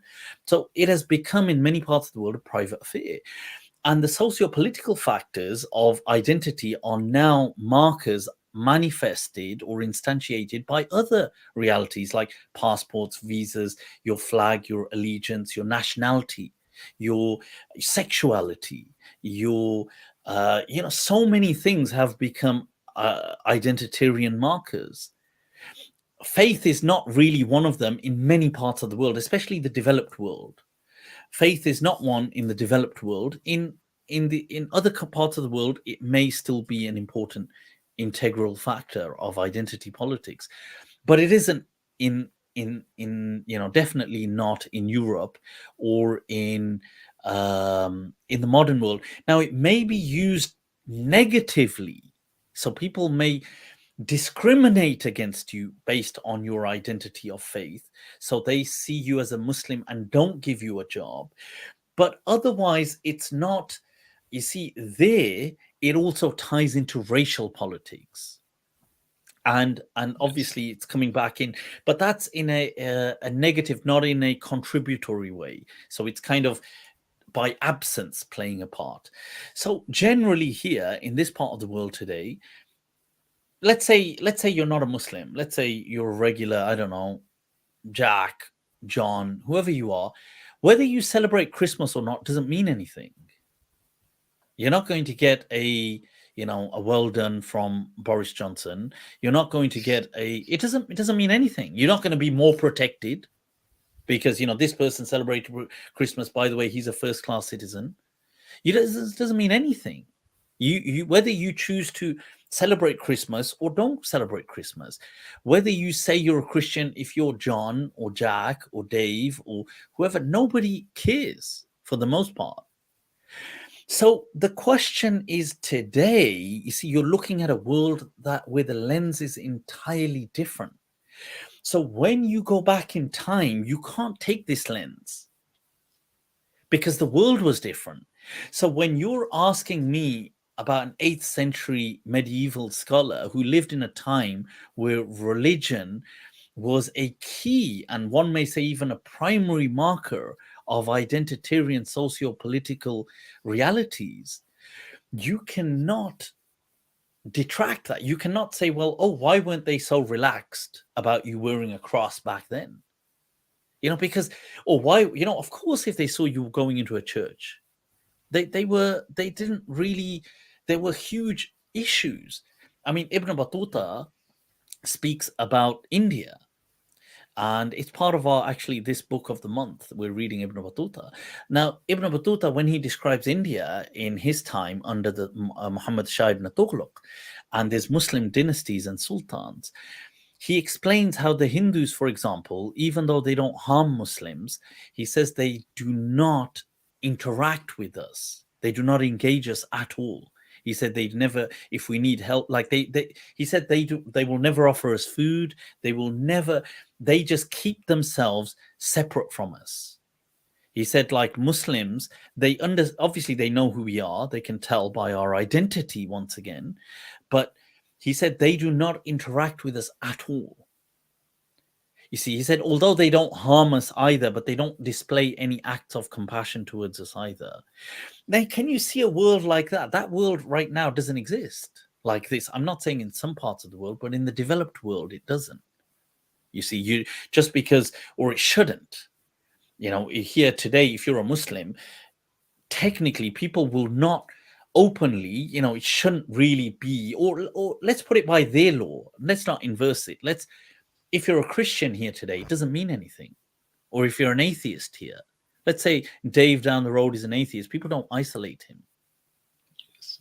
So Absolutely. this question back then in Qarafi's world when he lived in Egypt, where there were Coptic Christians who sometimes had issues with Muslims and sometimes Muslims had issues with them. Sure, if he saw a person that constantly went in and out of the church, who would he assign them to? To the Muslim group or to the Copt group? Of course, he'd assign them to the Copt. It's like saying, if you lived in Ibn Battuta's time and you were in India and Ibn Battuta came across you and you only hung out in the Hindu circles and you did not come to the Muslim circles, who would he think you are? Obviously, he's going to think you're a Hindu because he's going to associate you by, simplistic, discriminatory kind of elements. So this is a fallacy to today look at the world and say, well, why didn't Nawawi say this then? Why didn't Ibn Abdul Barr say this? Why didn't Ibn Hajar say this? Because their world was different. I'm pretty sure if they lived in a world like ours, many of them would have vocalized it.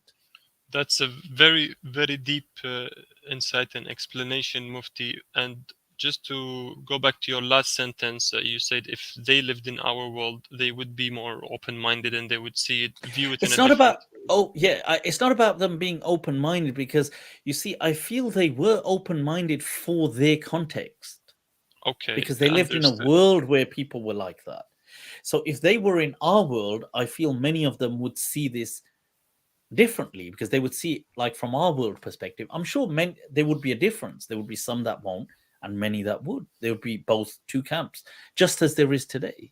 Yeah, so, absolutely. Yeah. Just as there is today. And I'm living in Malaysia, so Malaysia is a Muslim majority country, obviously, but they do celebrate all Ayad here, because there is about 33% of the population is Chinese Buddhist.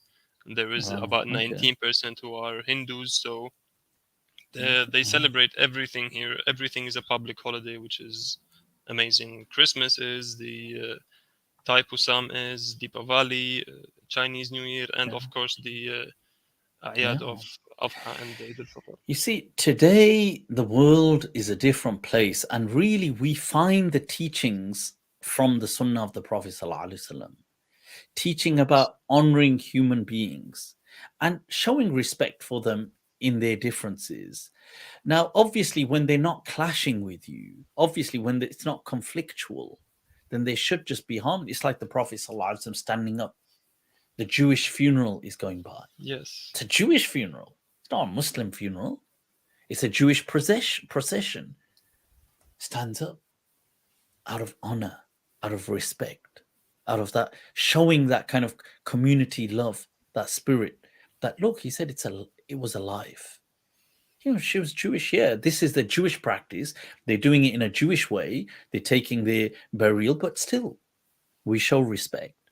And I think people often forget that even the first covenant of Medina, Nahnu ummatun wahida, we are one ummah. And fine, if people don't want to, I'm not saying people need to be celebrating things or need to be going around saying Merry Christmas, Merry Christmas, Merry Christmas. Don't need to say anything. You can just stay at home and just chill. But if a person wants to, there are ulama that say that. And if a person doesn't want to, there's ulama that say that. Both have their evidences, both have their reasons, both have their factors. And whatever a person, it makes them a better human being. If this makes you a better human being, do it. But just don't, it's your thing. Don't impose it on someone else. That's all. Yeah. Absolutely, Mufti. Thank you very much for your time. Safe. Shukran, Shukran. Been following you for a very long time. Thank you very much for everything that you do. I appreciate it. Appreciate you a lot.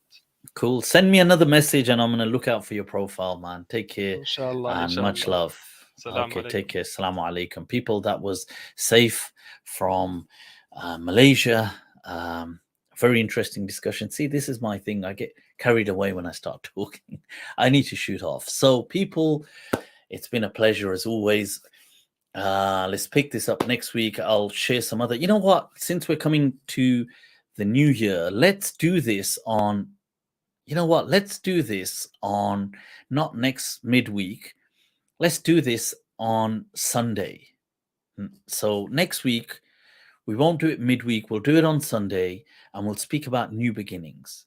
Inna fatahna laka fatham mubina. And I'll relate to you a also from the seerah of the Prophet sallallahu alaihi wasallam, showing an incident or a story that ties very closely a cousin of the Prophet that not many people know about. It's not, you probably haven't heard about him. I doubt many of you would have heard of him, but he was somebody very close to the Prophet in childhood. And we're going to learn about how it turns to betrayal, but how things in life can also turn to new beginnings at any point in life. We'll take that from the seerah of the Prophet ﷺ, and we'll speak a bit about this.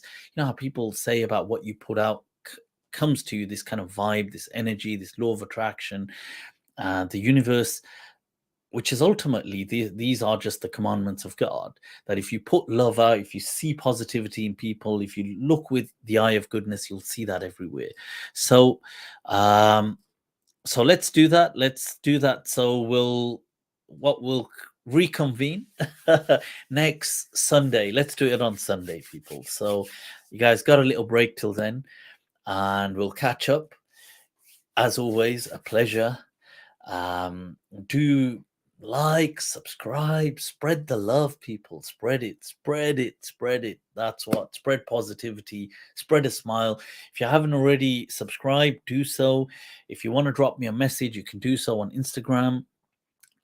If you want to connect with me on a more almost said, and in a professionally more intimate way. I was going to say in an intimate way, right? With more intimate conversations of a professional nature. I may put that caveat, right? So you're more than welcome to book your one-on-one perspective sessions, which are on Patreon. You can just type in MALM and it will take you there. And that allows us to kind of develop a one-to-one perspective session, which we have once a month. So people, and it also makes you a part of the Discord server called Mindscape. People, much love. Take very good care of yourselves. And you know what? Don't be too hard on yourself. Allah. Tomorrow is another day, people. Just remember that. Salamullahi alaikum wa rahmatuhu ta'ala wa barakatuhu wa usikum an tatafanaw bihubbillah qabla an tafnaw bihukmillah. Shukran Hassan, much love to you as well for sharing that and the super chat. Wa khuda hafiz.